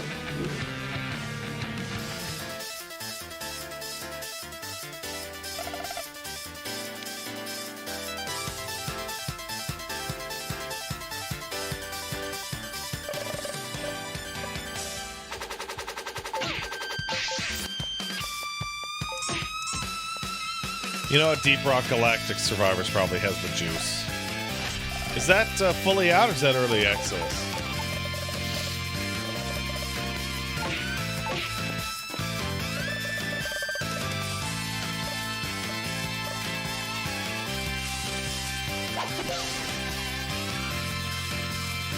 You ever play that V-Rising game? I played it twice on stream. One time sponsored. It's the funniest thing ever. I streamed it one night, and then that next morning, I got an offer for a sponsorship to do the same exact stream again that day.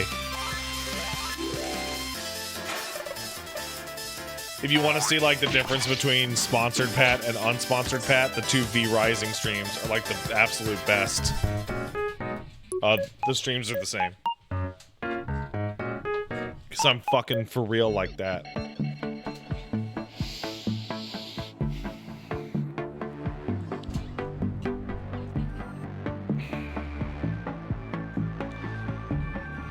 CalArts became a buzzword just like woke so quickly. I think CalArts actually like really exemplified something that people didn't have a lot of good language for, which was they didn't really care for flat shaded, simplistic animation styles.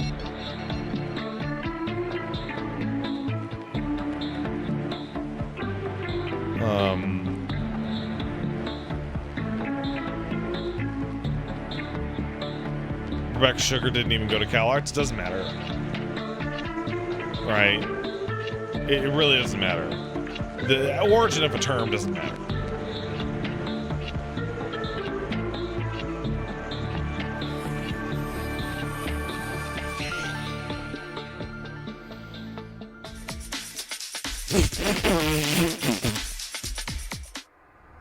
Oops.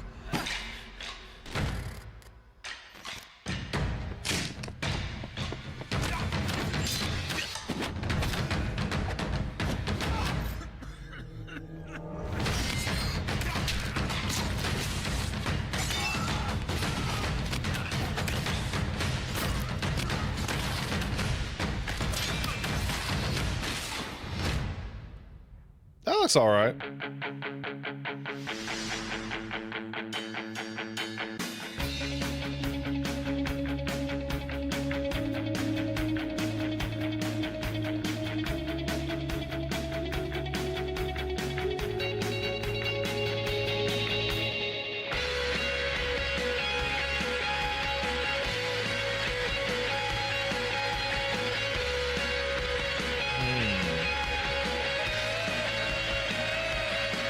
I know Is better end of 10 or what, bitch? Or what? What are you gonna do about it? That looked bad. Sorry.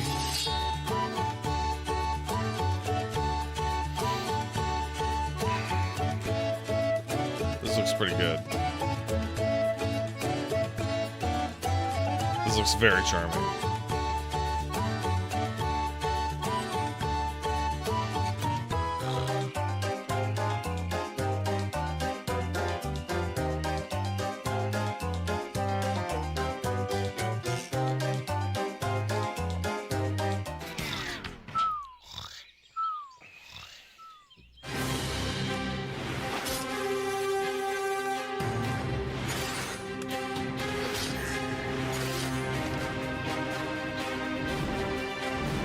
Well, hold on. We got some drama in here. Anyone who trivializes the Cal art style should know it was started by John Kay, the creator of Ren and Stimpy, after years of burning bridges and being an actual bitter pedo. Is that true? If so, damn, that's some tea.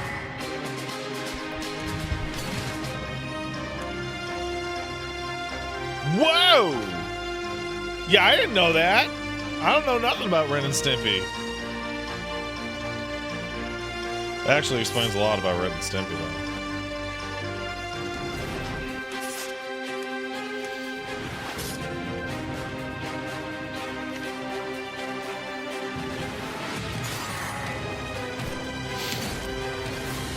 I remember a while ago I was like, I think the only way most people are going to start engaging in video games is to just see a trailer and then ignore everything about it so that they don't find out that the devs are like massive pieces of fucking shit, so they can buy it and be like, well, I already bought it. Oh,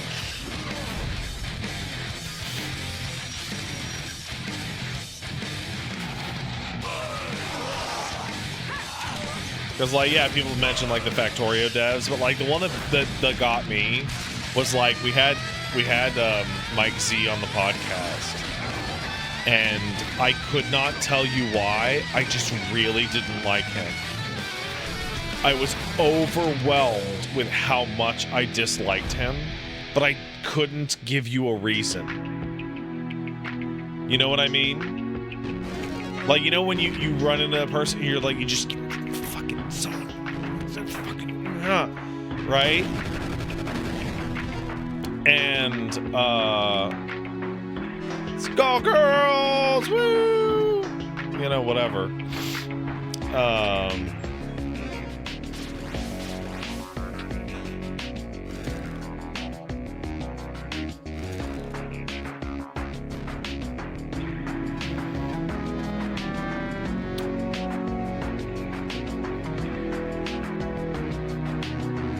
Yeah, I don't remember what the Factorio guys did. I remember they became outspoken about something that was like. He also had Guy C. Guy C. He's just insane.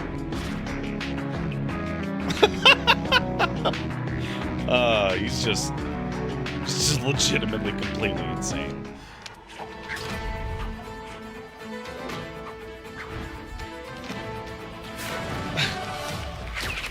Like there's a certain like age, like age and then crazy, where like they meet and you just go, you just throw up your fucking hands and you're like,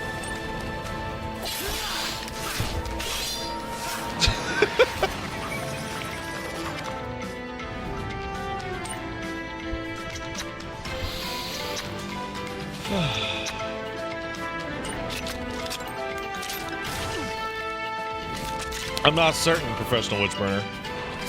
I actively asking the, I mean, I can look it up.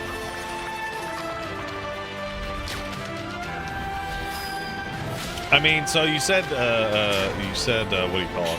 Factorio devs do genuinely share things, so they just have opinions that weren't 100% safe. I mean, no opinion is 100% safe. But also, it's of any person's right to choose to support or not someone based off of their own view of their personal morals, right? Like, you don't owe anyone your support, ever.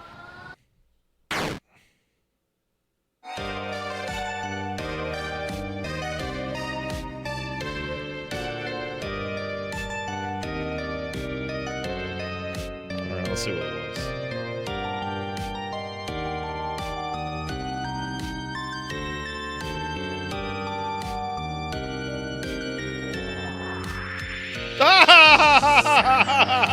Yeah, no, the Factorio dev is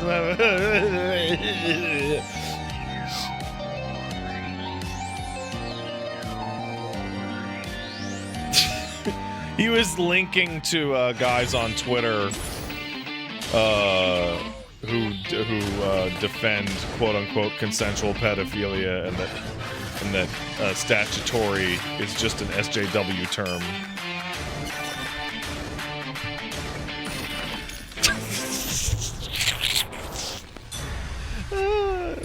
That's an unsafe opinion.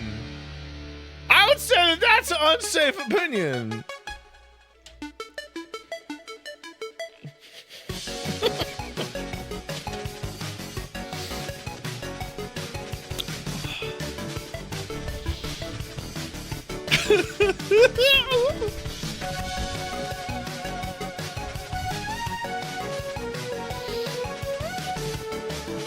Tell you what, you know what's a safe opinion? Farming. You ever, you know what's funny? When you're like, oh, there's a controversy about some such figure. I wonder what they said. Is it over, you know, is it like overblown? And then you like look it up and you're like, whoa!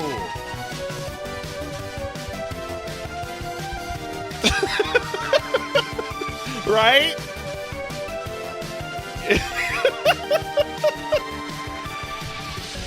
Right? Whoa! Holy shit, it's 10, it's gonna keep going!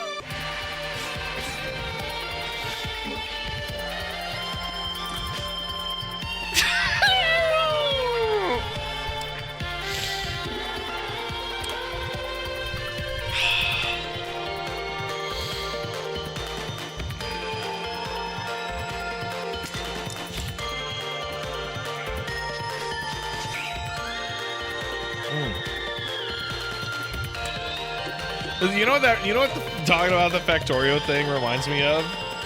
Reminds me of this fucking tweet where it's just reading Mein Kampf on the bus for my history class, but making sure to frown and shake my head every 10 seconds to make sure no one thinks I agree with it.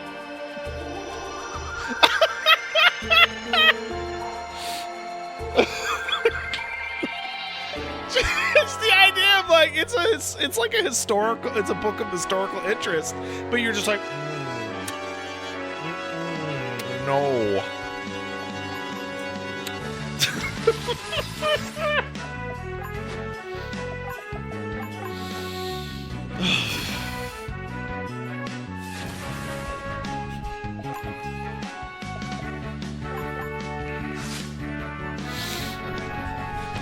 Oh.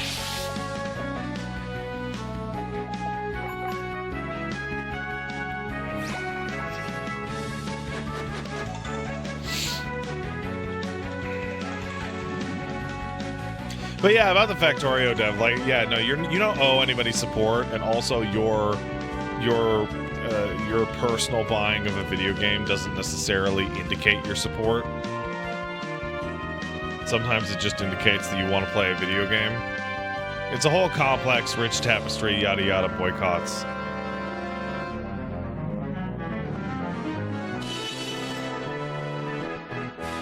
Good thing I prefer Satisfactory then, huh? I actually also prefer Satisfactory. Tell that to Twitter. I did, Mayship! At length! I remember when, what was it called? The Hogwarts Legacy was coming out.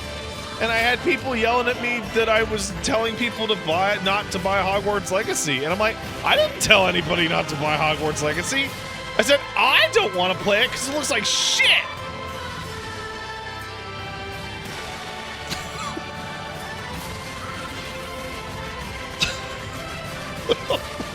Like, it was like the eat, like, oh my god.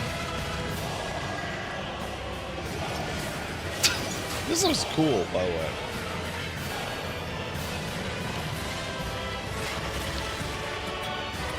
And it became the highest selling game that year, yeah. The average person does not give a fuck. I mean, I ran into people in my neighborhood, and they're like, you like video games? And they started talking to me about Hogwarts Legacy and how excited they were, and how they were loving World of Warcraft. And this was the time of all the Blizzard sex controversies. They had no idea. They didn't, and what am I going to do? I'm going to fucking bust out the fucking morality police at a random fucking discussion on the street with one of my neighbors? Like, give me a fucking break. I look like a freak.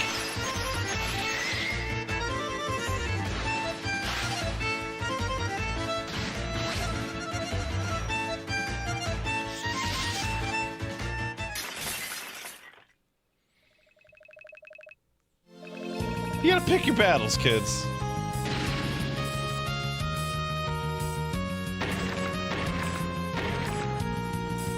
Your wife is posting gripper content? Oh, god damn it! No! No! What is he do? No! No!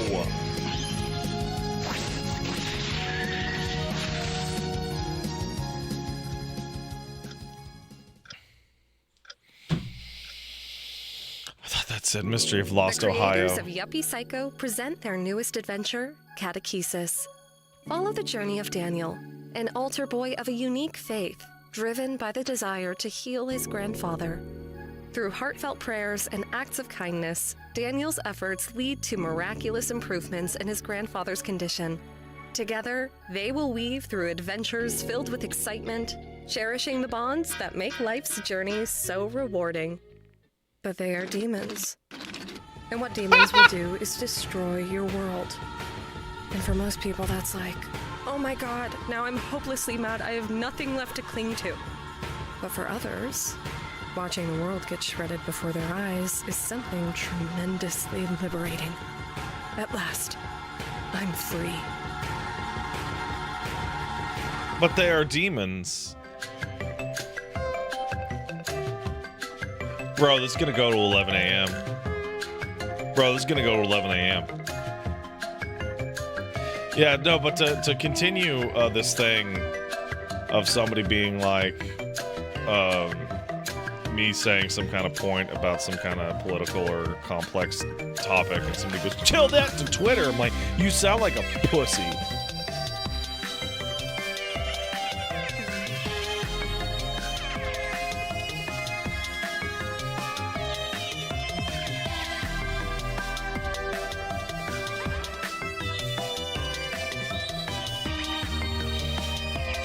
Can we talk about bans for bad vibes? You know, it's funny in the best friends Discord, not best friends, in the Pat Stares At Discord and this chat, the number one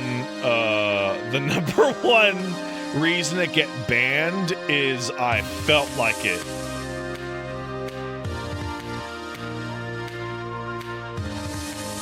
Like, there's a reason why I say that I don't review anyone's bans, and the mods can do whatever they want. Because I think, guy in the chat blasting the N-word, yeah, okay, you gotta go. But that's easy, right? That's like a...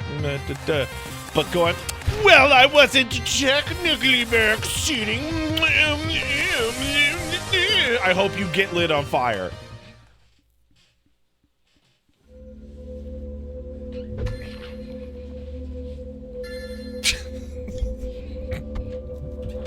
Hate it.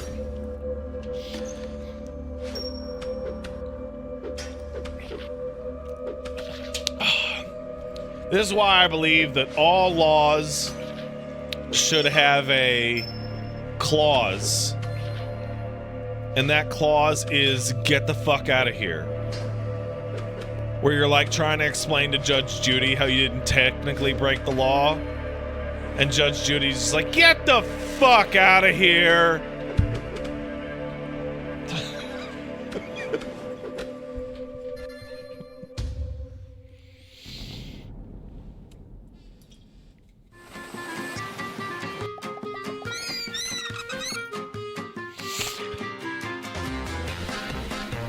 You know?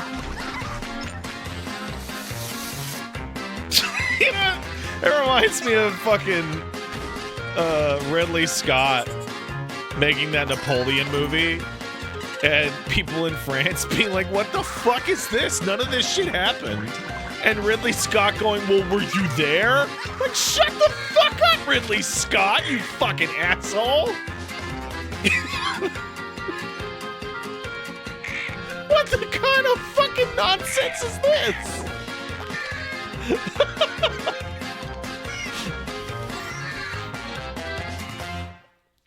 Oh, that's cute. Bro, there are like 4 or 5 games that are like this. This is the worst looking game of the day.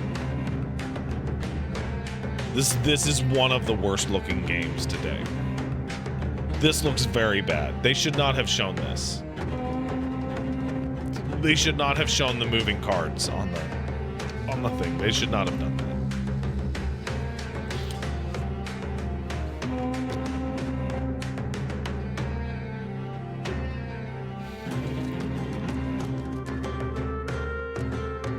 There are 219 games listed to be shown for this. How many are we through right now?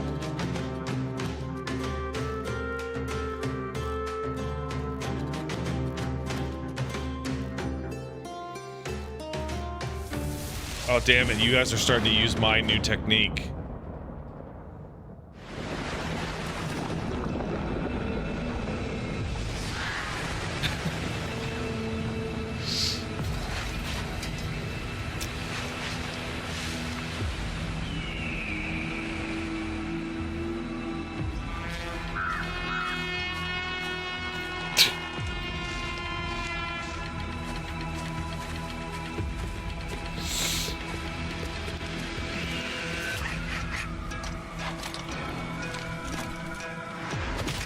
Oh, I'm gonna hit that tree.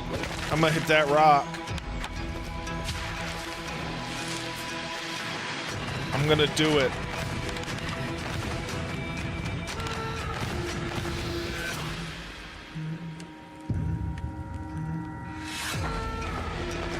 Oh, human beings? Are the stream's VODs gonna be up? Yeah, I'm gonna put it up once it finishes processing on YouTube.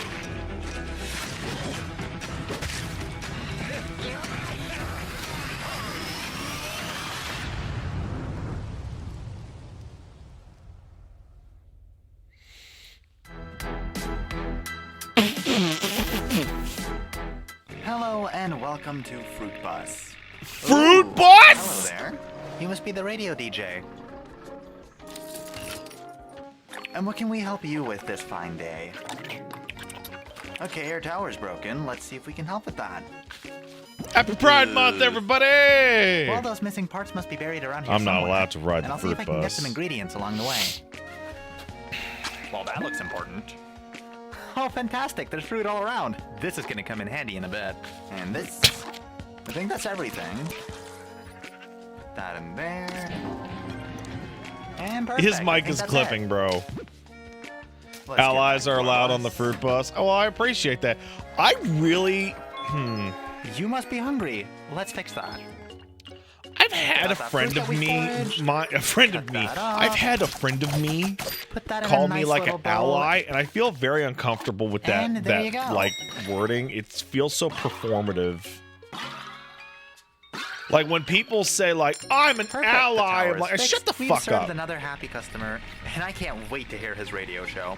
Maybe he'll even mention the fruit bus. Just be normal.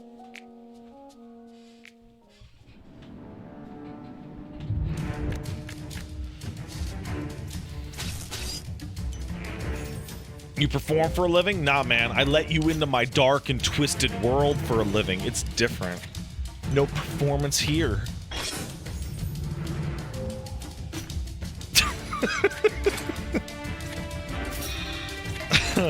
Oh my god, this is oh my god, this is really outrageous, like a Slip the Spire ripoff, isn't it? This is wild, actually.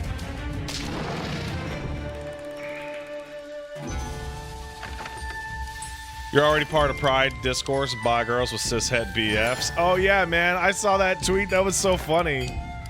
Like, guys, like, what are you gonna do? Get mad when your boyfriend brings her lame cishet boyfriend? You gonna bark like you do on Twitter, or are you gonna fucking clam up like when you have to use the phone to order Chinese food? Oh, man.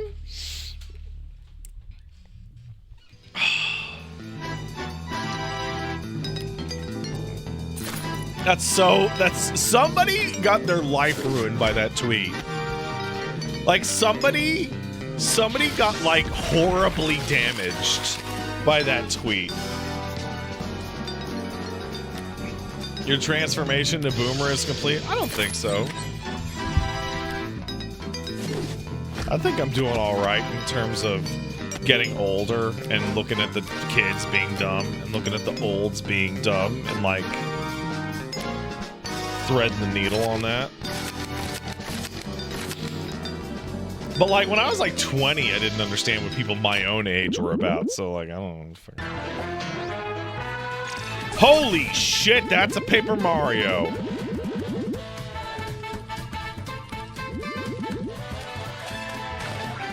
Wow, that's a Paper Mario.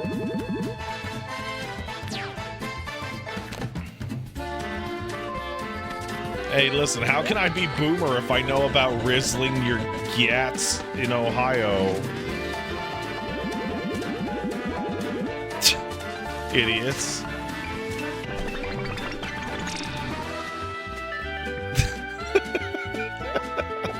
Oh man, I'm so glad I have a baby, because he'll be able to tell me all the cringe-ass new young people talk, and I'll be able to come on stream and be like, hey kids, what's way today? Yo, Iowa, am I right?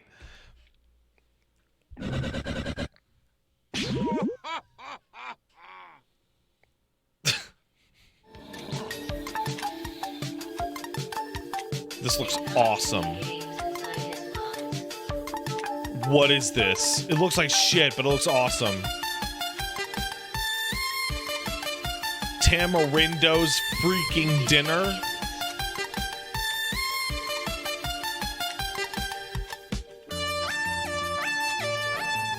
Oh, it's out now? 5 reviews. It doesn't even have enough reviews to be like...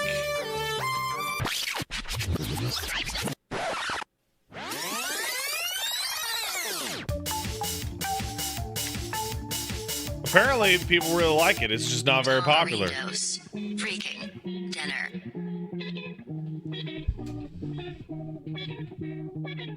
That looks cool.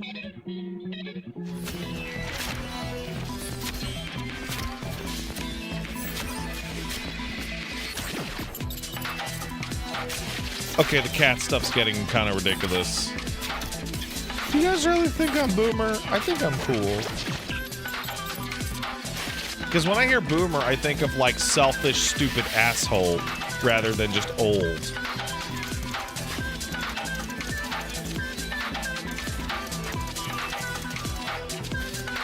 Which is funny because like my mom and dad are boomers, but they're really chill.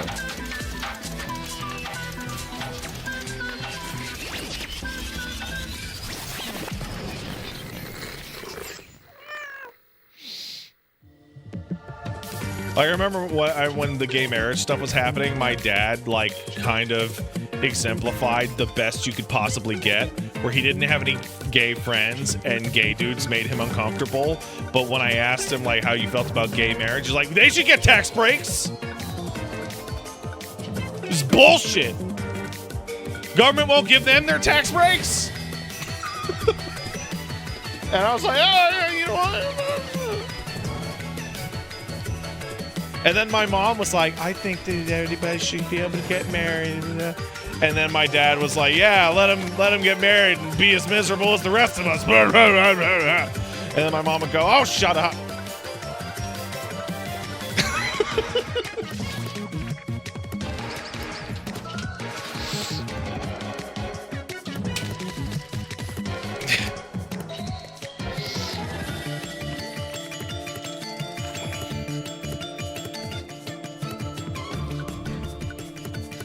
Does my dad my dad might hate my wife. No. That was his first wife. He married the good one the second time. That's my mom.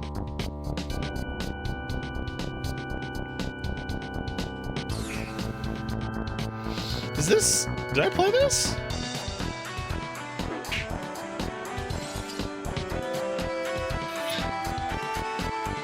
Is this Jimmy and the Pulsating Mass?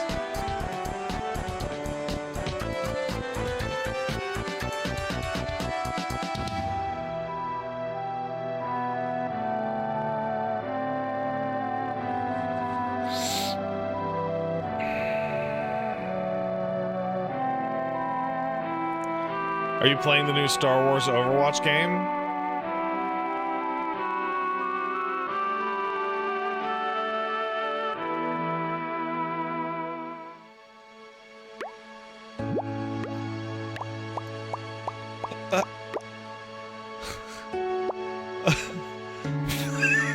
What?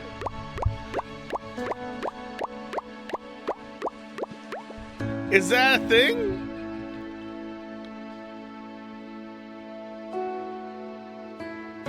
Star Wars Hunter? What is Star Wars Hunters? KZ literally joke tweeted about it 2 days ago and you responded? You thinking about, not KZ, you thinking about Chris? Where he was talking about, Overwatch game coming out and nobody knows what it is? Okay, I guess that's the... Oh my god, that game is so fucking doomed, dude. I woke up at 7:30 in the morning to stream this shit, and I don't even know what fucking game that... Oh, that's so fucking dead. Holy shit. Holy fuck. That's dire. That looks good. Hey, this looks good. Hey, this looks alright.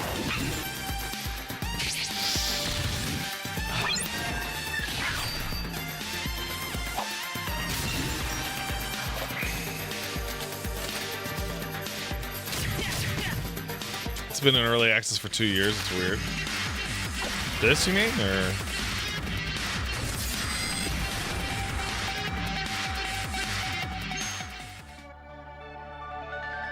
Starcadia. Alright. Yeah, it's got stuff going on with it.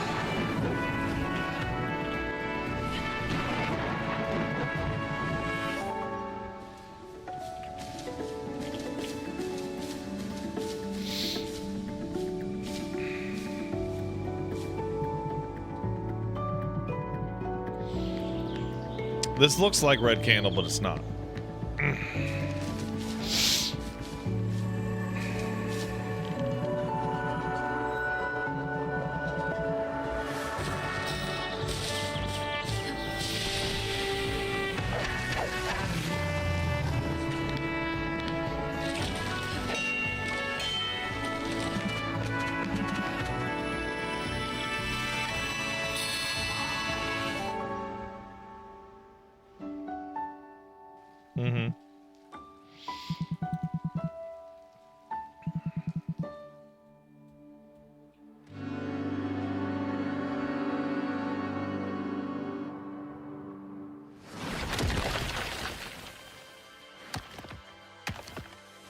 Jesus Christ.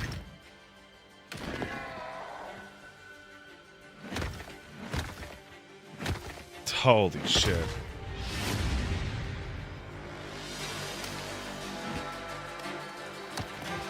Got no spouse, but I got some cats, and I made a tower defense game based on a hexagon. It'll auto battle so I can goon while I cry about my lack of spouse.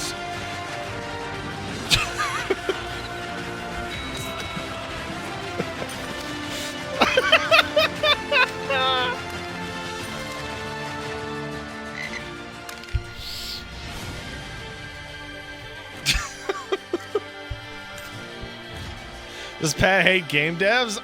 No. I enjoy mocking people. It's different. See, you phrased it negatively. I phrased it positively. Oh my god. That's like the way. It looks like he's knocking it down with his hard dick. Holy shit. Oh my god. My name is Sam Walker, and I am the last man standing. Moon mystery. All right, I'm in.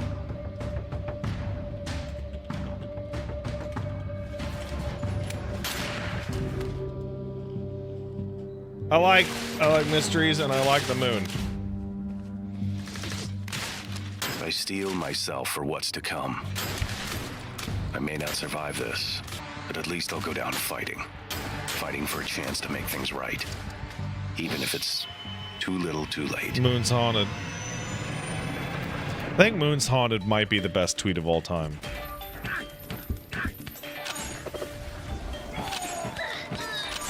Is this Wizard Battler? No, what's it called? First Wizard? What was that roguelike called?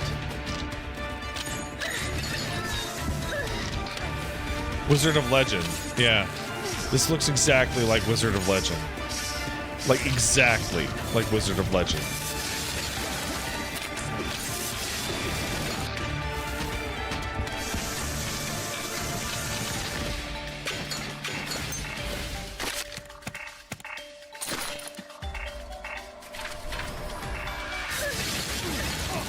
Wait, there's a Wizard of Legend 2? I didn't even know that. There's too many games.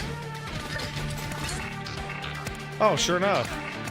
There's a Wizard of Legend 2. Oh, it's in the 3D. Huh. Oh, okay. Storm Edge. That's a warrior ability if you're cool.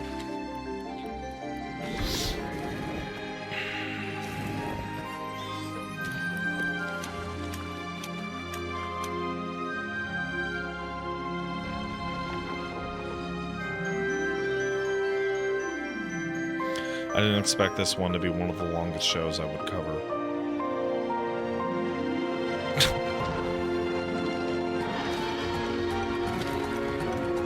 I really didn't.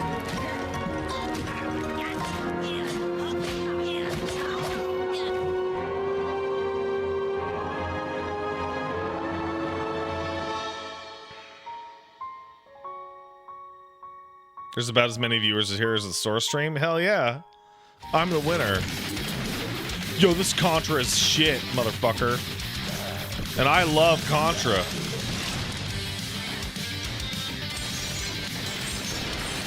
Hear about the Shadow of Erdtree news? No. What's the Shadow of Erdtree news?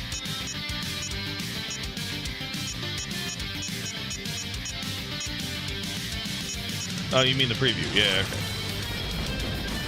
Yo, this looks cool as fuck. This is cool as fuck. I like this.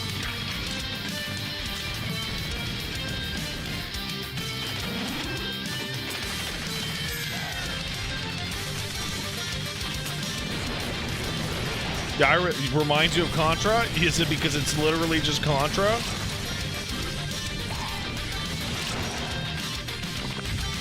You look, see Dawn Trail leaks? Send me the Dawn Trail leaks. I want them. Iron Meat. Holy fuck, that is a great name. That is a great name. Holy shit.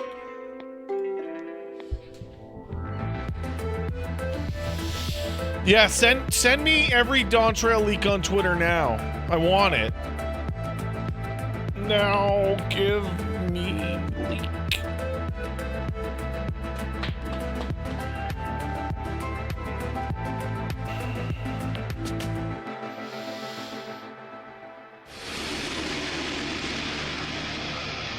This looks awesome. Holy shit.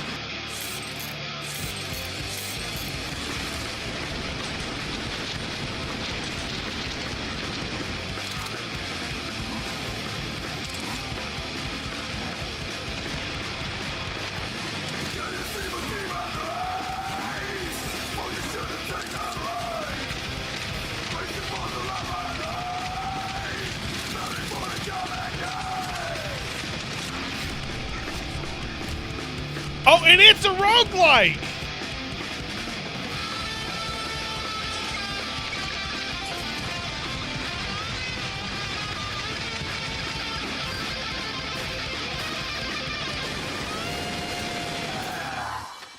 Motor Doom. Oh, man.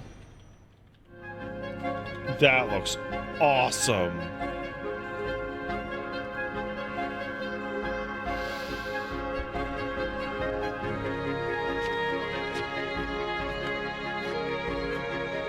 It's really funny how all these games that started dev during COVID are still like, hey man, going outside's pretty good, huh? You ever thought about going outside and touching grass? Me too. Come on out here. Maybe pet a sheep and enjoy the sunset. Watch your lawn get horribly blighted by some kind of gross mushroom shit.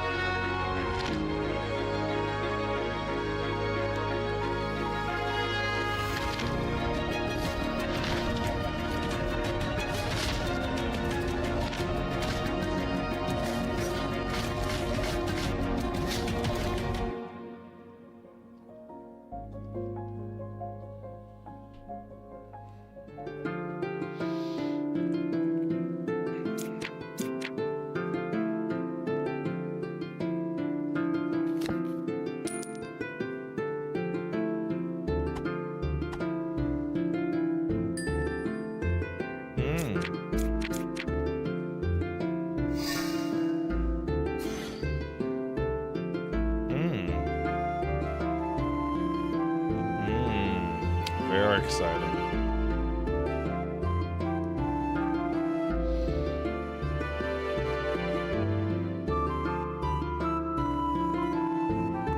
I feel like we're in this weird place where there's so many games now that you see something like this and somebody in the chat goes, why would you play this instead of Dicey Dungeons? And the answer is, the person making this might not even know Dicey Dungeons exists.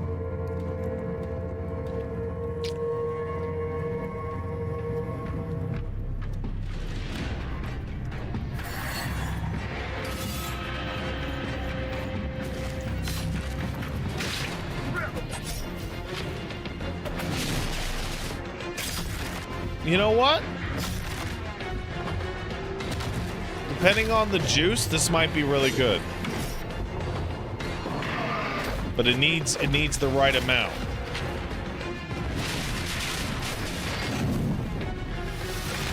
Also, I don't know, but I think it's like really funny when every time a person casts a spell in a trailer, they get hit. Like every single time. Oh my fucking god. Oh my god. Oh my god.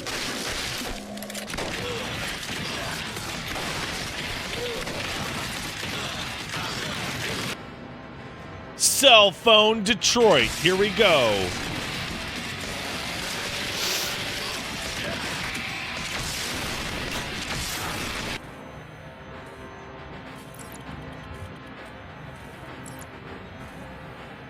Yeah, the visibility on this is actually really bad. I know they're going for their art style, and the art style works, but the actual, like, enemies are like, you know. Hey, it's a crab. I like crab. Crab's my favorite thing to eat out of the ocean. Are we still doing Rebirth? No. Probably not.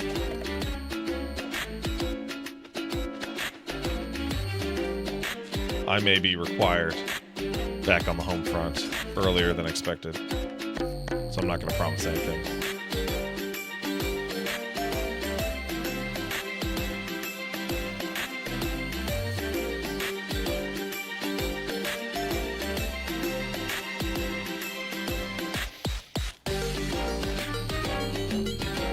I wasn't even going to do the Proto Relic stuff. I was literally just going to walk up to Sid, go to Nibelheim, get into the open world, and then leave, so I could do the world intel stuff in Nibelheim.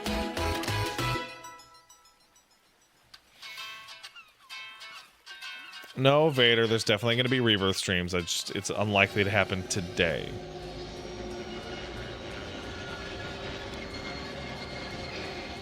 Paige is going to be here for Summer Games Fest and Devolver, and I believe she'll be here the next 2 days for Microsoft and the Latin American Women Games Future.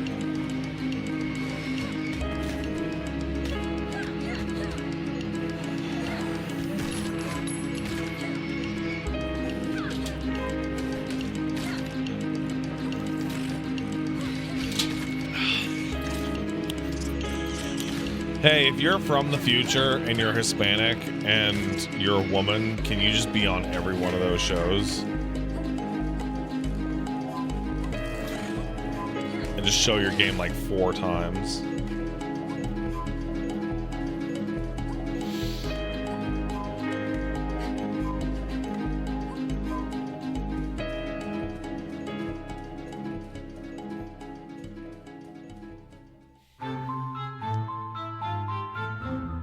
Oof.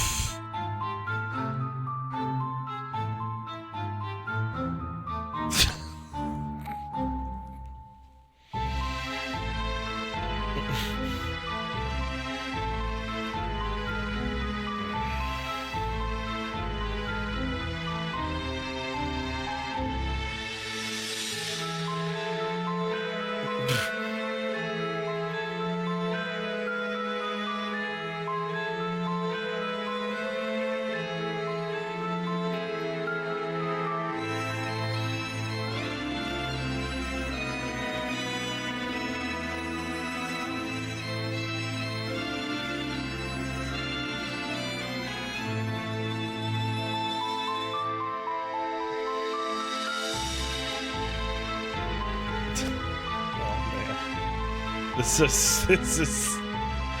is shameless.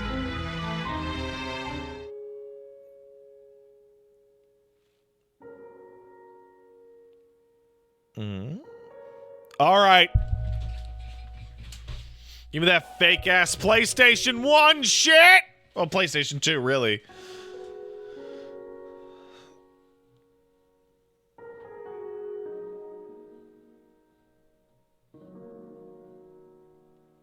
Dither my shit off, son. Background.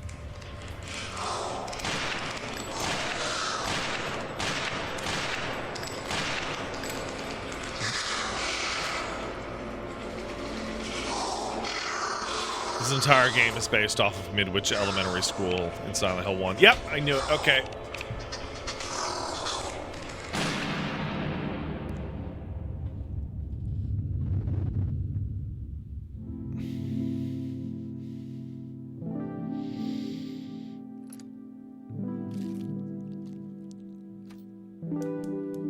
Hey, tired of Stardew Valley? Would you like to play a significantly worse Stardew Valley? Well then. What if it had vampire shit in it? Huh? Think about it.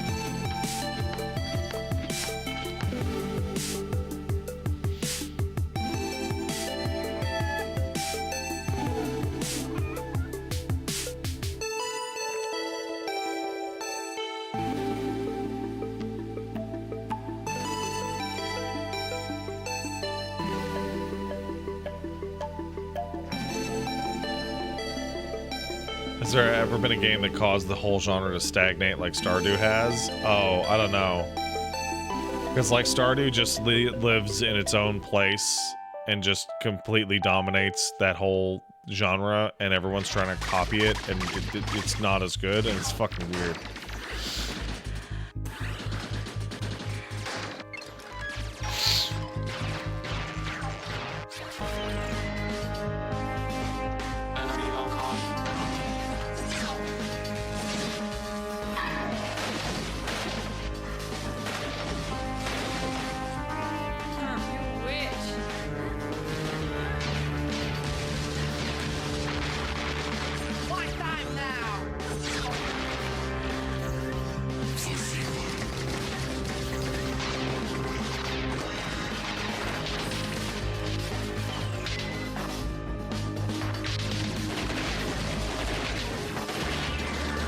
Huh.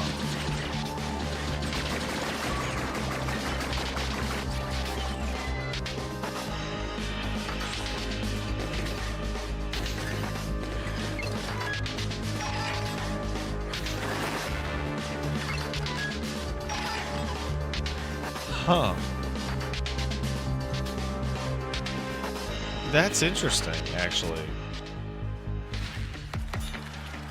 That's a cool concept.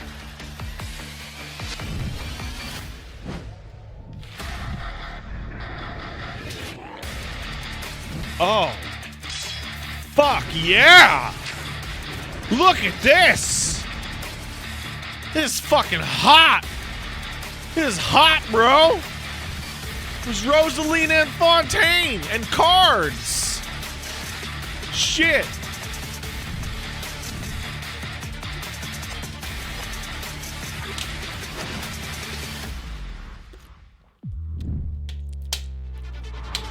How do you guys tell it's AI art so fast?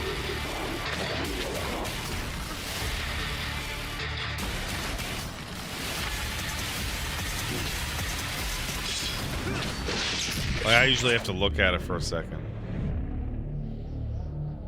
Good name, though.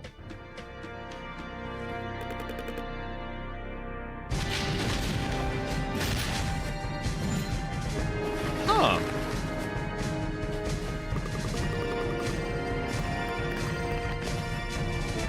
This has got an interesting feel on it.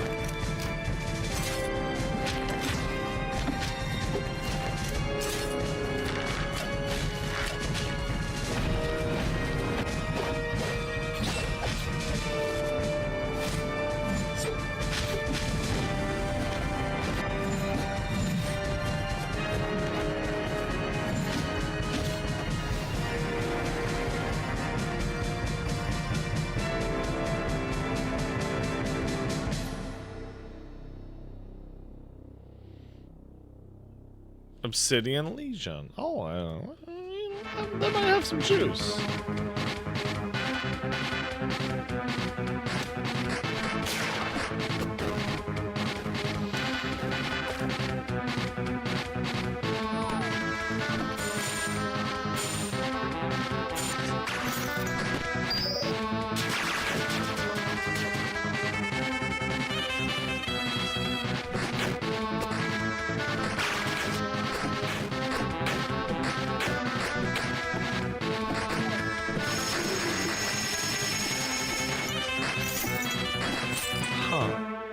No.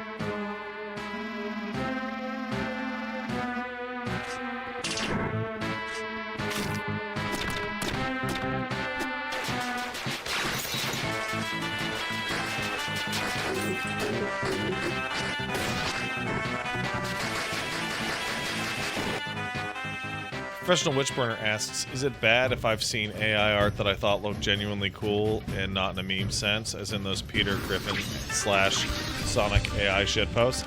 I don't think there's anything wrong with finding a piece of AI art to be interesting or funny. Like, there's a fucking fake-ass song that's called My Arms Are Just Fucking Stuck Like This that is really funny to me. That will do it for this year. I'm sure that you would have found like, at least a the few deal indie is games like, of don't interest. buy or Subscribe support to the it channel for weekly mini because showcases it's of what's new and theft what's hot. shit. And I'll see you again next year. Right? Oh, just one more thing.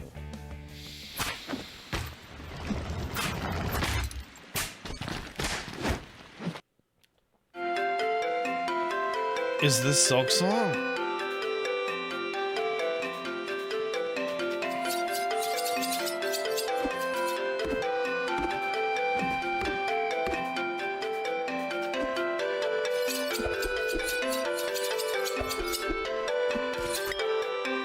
Oh my god, it. Oh my god, it is. Look at that bounce. Look, oh my, that's so funny. Holy shit.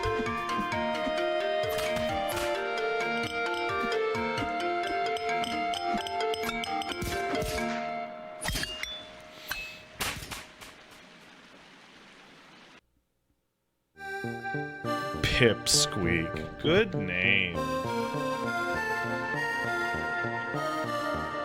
We did it! Alright, gang. I'm going to take a quick pee-pee break.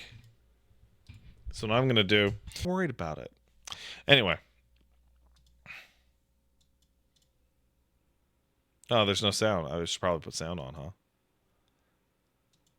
Fellas, we are so back. I was recently invited to Love LA you, to Iron attend an Pineapple. Elden Ring DLC preview event. While there, I had the opportunity to play the game hands-on for 3 hours and experience the first region of the DLC. You can think of this as the Limgrave of the expansion. Despite the time limit, I think I was able to see almost everything. If you just want the short version of my thoughts, what I've seen so far is great, and I'm optimistic for the rest of the DLC. From Software has a proven track record for their DLCs being the best part of their Soulsborne games, and Shadow of the Erdtree is no exception, with the added bonus of it seemingly being by far their biggest DLC ever. God The damn it. bosses, enemies, dungeons, level design, weapons, spells, art direction, etc. That is a cool It's all fucking top-notch stuff, sword! and more or less exactly what you'd expect from FromSoft. That being said, the best way to describe this DLC would be more Elden Ring. I know that might seem redundant to point out, I can't but believe I it. think it's worth mentioning because we've all been waiting over 2 years, and the hype surrounding the release of this DLC is unprecedented. I can't With that believe type of hype, I think it's easy for expectations to balloon into something beyond the scope of the game. So yeah, it's more Elden Ring. If you love the base game, you'll love this. If you have issues with the base game, those are most likely still here.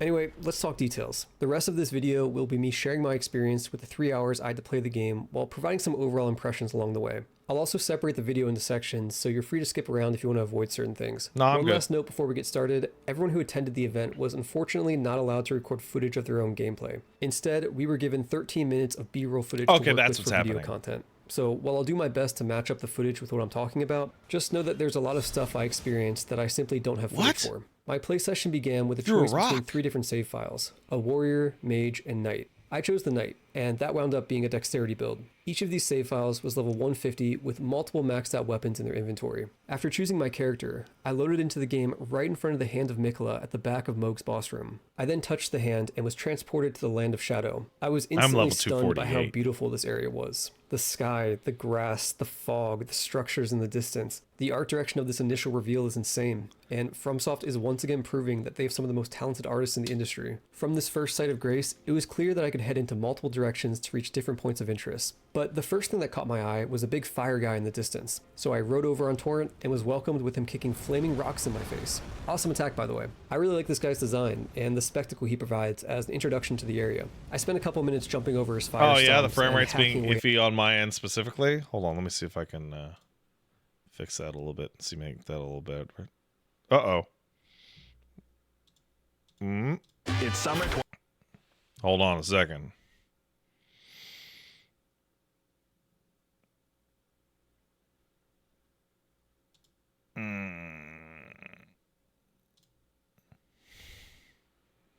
Oh, you know what? I know exactly what it is. I know. I turned off hardware acceleration. How do I do that? Hold on, I'll have to do that again.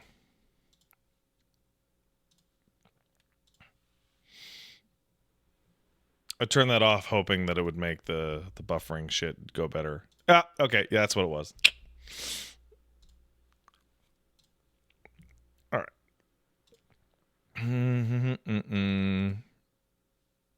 There we go.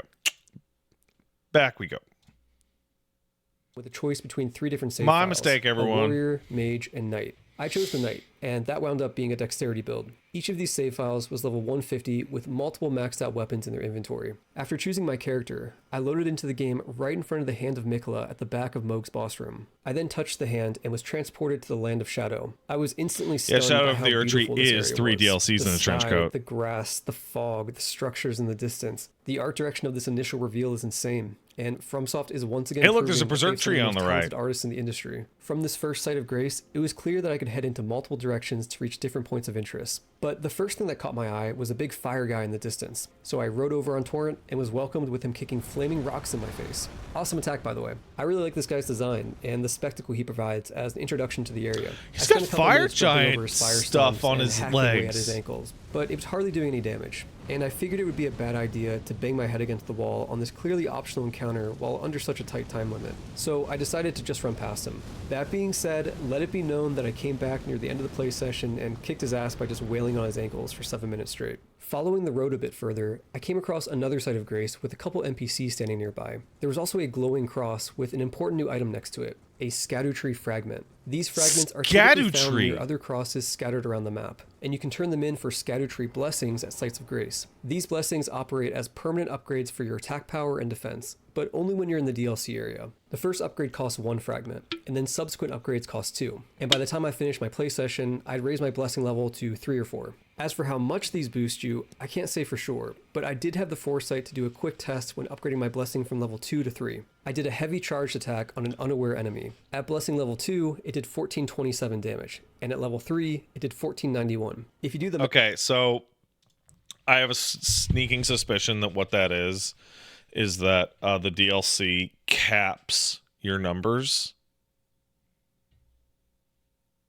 and then these upgrades like kind of uncap your damage and health. That's a bit over 4% extra damage. One thing to note is that on the stats screen, my stats were colored gold. I was confused by this at first, but it's likely that this is just a visual representation of the blessing kicking in. Therefore, my guess is that instead of raising your attack and defense by a certain percentage, these blessings are probably just raising our stat values by flat amounts. Like my attack power stat went from 700 to 720 or something. Don't quote me on that, but yeah, that's my guess on how it works. On top of that, I found another new item that functioned like the Scadutree fragment, but for Spirit Ashes instead. These items converted into Revered Spirit Ash blessings, which provided permanent upgrades to the attack and defense for all Spirit Ashes used in the DLC area. This came with the added bonus of making Torrent tankier as well, so even if you don't use Spirit Ashes, it's worth tracking these items down and upgrading your character with them. Between these two new items, I think this is a really fun way to approach upgrades for the DLC, as it allows high-level players with completed builds to still get meaningful boosts to their characters without horribly upsetting the balance of the base game when they leave the DLC. It also lets you re-experience that satisfaction of collecting upgrades via exploration like Golden Seeds and Sacred Tears, but this time in a new setting and with a new twist. Anyway, I talked with all the nearby NPCs, and the general vibe I got is that they're all trying to track down Mikola and figure out where he's going. These fragments and glowing crosses were left by Mikola, and the main story thread of the DLC seemed to be uncovering the path Mikola took and discovering what his goal is. I'm not the lore guy though, so if you want a deeper explanation than that, I'm sure Vadi has you covered. As I continued along the path, I eventually arrived at a long set of steps leading to a giant door. This was the entrance to the first legacy dungeon of the DLC, Belurat Tower Settlement. Long story short, this place fucking rules, and I'm mad I didn't get to explore it fully due to time constraints. I think a good way to sum this area up is that Stormvale meets Leyndell, whatever that means. Oh man. And it's pretty big. Lots of enemies, lots of ambushes, lots of secrets to find. It's good stuff. Legacy dungeons were the best part of the base game, and that is very much still the case here in the DLC. Now that we're getting to some proper combat, I want to take a few minutes to discuss some of the new weapons that were added. This is easily one of the biggest highlights of the whole DLC. I noticed that my character had multiple fully upgraded weapons in his inventory, so I did my best to switch weapons every 10 or 15 minutes to experience as much as I could. So first of all, in an interview from a few weeks ago, we learned that there would be 8 new weapon types, but we didn't know the specifics yet for what all 8 would be. Now we do. The 8 types are Light Greatsword, Martial Arts, Beast Claws, Perfume Bottles, Reverse Grip Swords, Throwing Daggers, Great Katana, and Dueling Shield. Let's start with the Light Greatsword. This was the starting weapon for me, and it's called the Milady. This thing is fantastic. It's quick and combo Those aren't focused, weapon arts. and That's the weapon just skill puts you in a attacks. stance that allows you to either do a set of quick slashes with R1 or a jumping lunge attack with R2. Also note that you'll do multiple swings with just a single input. Like the guard counter here is a 3-hit attack. I also noticed the jumping attacks were similar, with them being 2-hit combos just from a single button press. This gives this weapon type a very distinct feel. I'm excited to see what other light greatswords exist in the DLC, since this one felt ridiculously smooth to use. After that, we have martial arts. Dude, this weapon just kicks ass. There's not much more to say. It felt so good to use, and the way the attacks combo into each other was awesome. To all my Dark Souls 2 fans, remember the Bone Fist weapon? It kind of sucks that all these new weird things are stuck in the DLC. So expect a Ratatouille flashback moment when you get your hands on them. Next up, Beast Claws. Look at how fucking sick these things are. They're like the unhinged younger brother of the martial arts weapon. Flying around with them will make you feel like an actual animal, and while the obvious point of comparison would be the Beast Claws from Bloodborne, these ones feel notably faster and more acrobatic. Highly recommend. Perfume bottles are next. These ones really surprised me. You just get to throw out fire or lightning or whatever element. Surely it costs FP, right?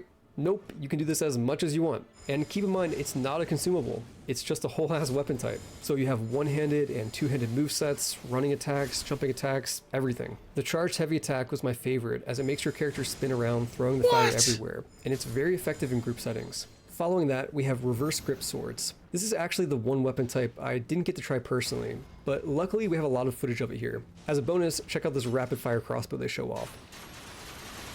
Yeah. Anyway, these things seem especially fast and evasive. Like, there's one move where you dash through the enemy while attacking at the same time. Also worth noting is that you can block with L1. Normally, this isn't possible when dual wielding two separate weapons, as L1 is the input to attack with both at the same time. So this confirms that they're a package deal, and as such, they have a more varied moveset. It also opens the door to landing guard counters while dual wielding. Very excited to try these. Next up, throwing daggers. Just like the perfume bottles, these caught me off guard because I was expecting there to be some sort of consumable or FP component to their attacks. But no, you can just rapid fire these out as much as you want and fully commit to a viable mid-range playstyle without ever running out. The weapon art has the added bonus of enabling the daggers to pierce through enemies. Next, we have the Great Katana. No footage of this one sadly, but it's exactly what it sounds like. It's a big katana. It's basically an odachi, which Neo fans should be familiar with. Yeah. Think length and girth rather than just length. Loved this weapon. The basic one has a weapon art that puts you in an overhead stance where R1 would be a quick slash down, and R2 would be 3 quick slashes instead.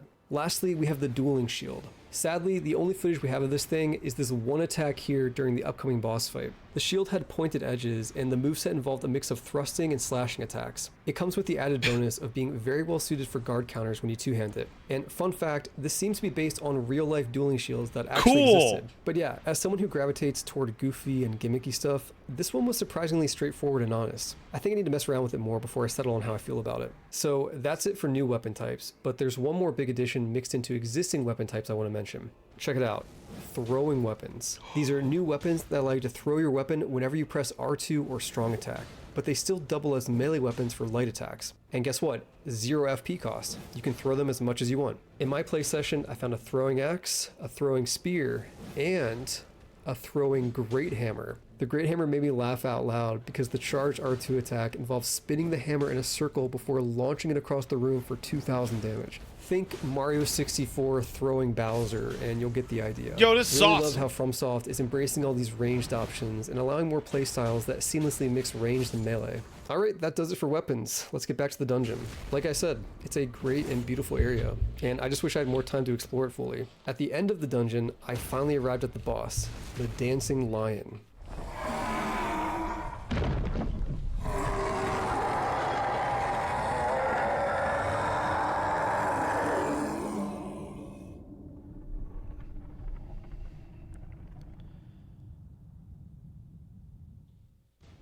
I absolutely love everything about this fight. First of all, look at how cool this design is. It's literally just a couple dudes in a costume, and you can see their feet poking out from underneath the fabric. This takes inspiration from the Chinese lion dancers in real life, and it's such a fun idea for a boss. The way it moves around is mesmerizing. But the lion head is also attacks. One of the coolest things about like this alive. fight is how it'll shift back and forth between different elements. It has a wind mode, lightning mode, and ice mode, and each of these is accompanied by unique attacks and hazards all over the arena. This whole encounter is easily one of my new favorites for Elden Ring. It was tough too. I got him on my 3rd or 4th try, but I had to rely pretty heavily on my spirit ashes, and I think it would have taken me significantly longer had I not used them. My summon of choice was a new shielded knight commander because he seemed especially tanky, although I also had the option of summoning one of the giant hands from Karya Manor. I don't typically love to use spirit ashes, but I felt compelled to here due to the time limit. To be clear, there's nothing wrong with using them, and the game is very much designed around you taking advantage of them, so you probably should be using them. But yeah, I usually enjoy the challenge that comes from going solo. Also, shout out to the soundtrack on this fight, and the DLC as a whole. Just fantastic stuff. After the fight, I continued higher up toward the main tower, but was stopped by some shadow branches that blocked my way. It was a dead end for now, but I found a letter on the ground that pointed me east saying Mikola was spotted in that direction. So I left Bellerot behind and went back to the overworld. I rode north until I found an interesting pile of bones in some shallow water. As is typical of cursed bones in fantasy settings, they came to life and formed into a skeletal dragon for me to fight. So finally we arrive at my main critique for the DLC as I see it so far. This fight was just a reskinned dragon from the base game, and while I could be mistaken, I'm pretty sure it had the same moveset as the dragons we've already fought before. If this was a one-off, sure, whatever. But I noticed a few other enemies from the base game being reused in other areas as I continued to play, and it gave me pause. Now look, in terms of the base game, I'm actually very understanding when it comes to the reuse of bosses and enemies. When you're making a game the size of Elden Ring and want to include 165 boss fights, it's unreasonable to expect them all to be unique. Think about how many animations with FromSoft tier polish go into even a single boss. It's insane, and I think they do a great job of making it work.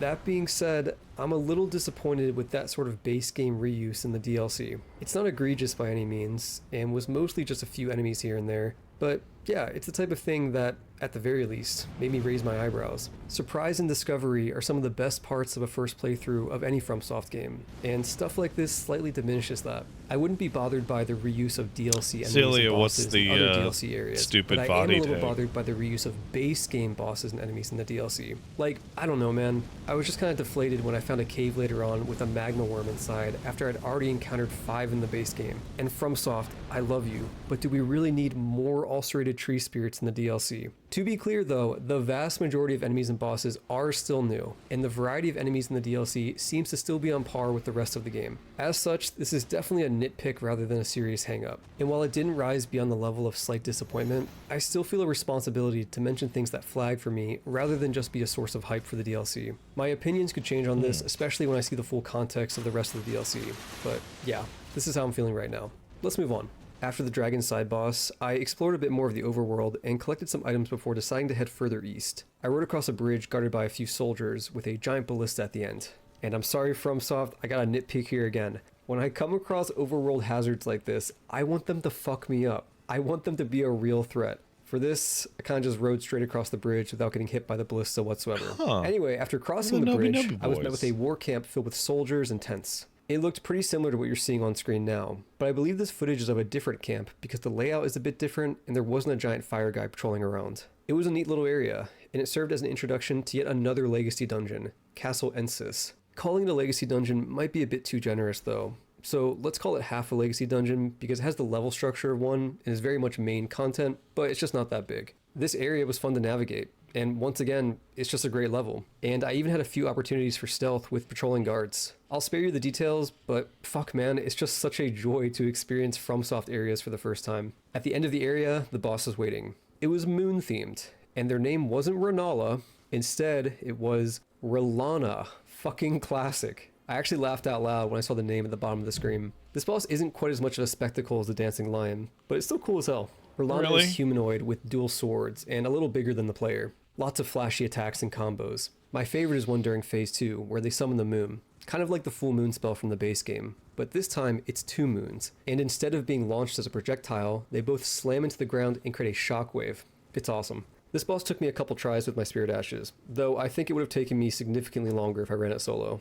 Beating Relana opened a door in the arena that led directly into the next major zone, but I wasn't allowed to go out there as part of the preview session. It's possible I missed an alternate progression path similar to how it's handled with Stormvale Castle, but I think this boss is mandatory to enter the next region, so definitely a little less open than the intro to the base game by comparison. With my remaining time, I spent most of the rest of the play session running around to do as much side content as I could. I found a few caves, some catacombs, some ruins, and a bunch of other miscellaneous things. Despite my initial bad impression due to the skeleton dragon reskin fight, I think some of the side stuff is actually a step up from the base game. Specifically, the caves feel more fleshed out. Like, one cave I found near the first Legacy dungeon was this whole area themed entirely around the production of living jars. It was just really visually striking and a cool bit of environmental storytelling with giant jars littering this entire cave. And there were even jars hanging from the ceiling, resulting in some vertical level design and platforming. On top of that, there was a cool reveal where I got to fight human flesh blob monsters that usually end up inside of the jars, but here they're on their own as a new enemy.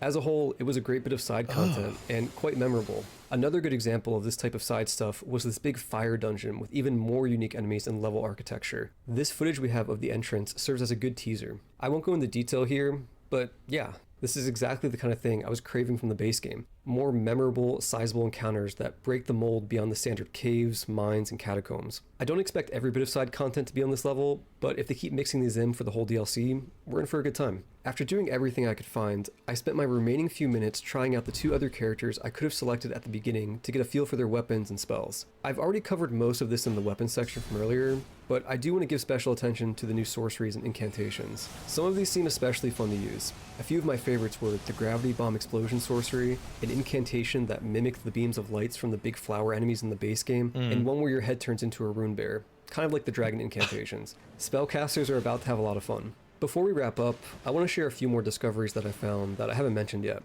First, both of the main bosses drop boss remembrances. For the Dancing Lion, I don't remember the first option you could trade it in for, but I went with the second option, which gave me a new Ash of War. It's essentially a super Hoarfrost stomp, so the ice stomp move from the base game, but this time it's bigger and you can hold L2 to charge it up. Big fan. For Rolana, I had the choice between dual swords and a new spell. I didn't get the chance to try out either for myself, but the spell seemed awesome because it's the same move from the boss fight itself, where 2 moons slam down and create a shockwave. Definitely seems like a fun one. Next, I did in fact find a crafting recipe for a giant fire pot, which I think is the same one shown off in one of the DLC gameplay trailers, but I sadly didn't get to try it for myself. So yeah, just confirming that as a consumable item you can find pretty early on. I also found a talisman that would raise my attack power if I used a weapon with a stance weapon skill and held down the stance button for at least 2 seconds. The Uchi Katana would be a good example of a viable weapon for this. And I don't know, I just thought this was a fun idea for a talisman. While running around, I found these blue worm guys. I absolutely love them, but be warned, cute. I like if you attack them, they will go fucking crazy. I'll let you discover what exactly they do when you play for yourself though. I also went to the southeast edge of the map and found a ruined church guarded by some knights. Next to this, there was a little alcove where I found the item America's Blessing. It seemed to function just like Divine Blessing from the Souls games, as it was a consumable that would fully heal you, but its item description caught my attention. I believe it said it was given to Mikola by Marika to aid him on his journey. It also said that Marika only made one of these. I think that's pretty interesting, as it implies Marika directly helped Mikola, and it raises some questions for how Mikola lost it and what that means for his journey. And yeah, that's about it. After the 3 hours were up, the lights came on in the preview room and we were told to stop playing. Before I move on to share a few more thoughts and answer some questions, I want to provide some feedback to Bandai's marketing strategy here. Specifically, what level should you enter the DLC? So 300. for the preview event, we were all given characters that were level 150 and in new game. Now I think that was fine, but I wouldn't go higher than that. I think somewhere between 120 and 150 is probably ideal, assuming you're not new game plus. Personally, I'd lean toward 120. How big is the DLC? Okay, this is an important question and one that I would love to answer accurately. We're talking about a $40 expansion here, so it's more than reasonable for people to want some assurance that's worth it. Ultimately, I can't answer this for sure, but if I had to guess, I'd say that what I experienced with this preview event was 20% or less of the DLC. 15% might be a better guess though. I could easily be off, but that's the vibe I'm getting. Part of this guess is based off an interview Miyazaki gave, where he said the DLC would contain over 10 new boss fights. All right, that's enough. So hey, here's the thing. This is important. The build that I made is not particularly strong. It's like a hyper quality build. I have like 40 vigor and 40 endurance, which is like normal. And I just gave myself 50 of all the combat stats. So because I just want to be able to use everything. Like, I don't have anything at 60 or 99 or anything stupid like that. 40 endurance ain't normal? Yeah, it is. I had 40 endurance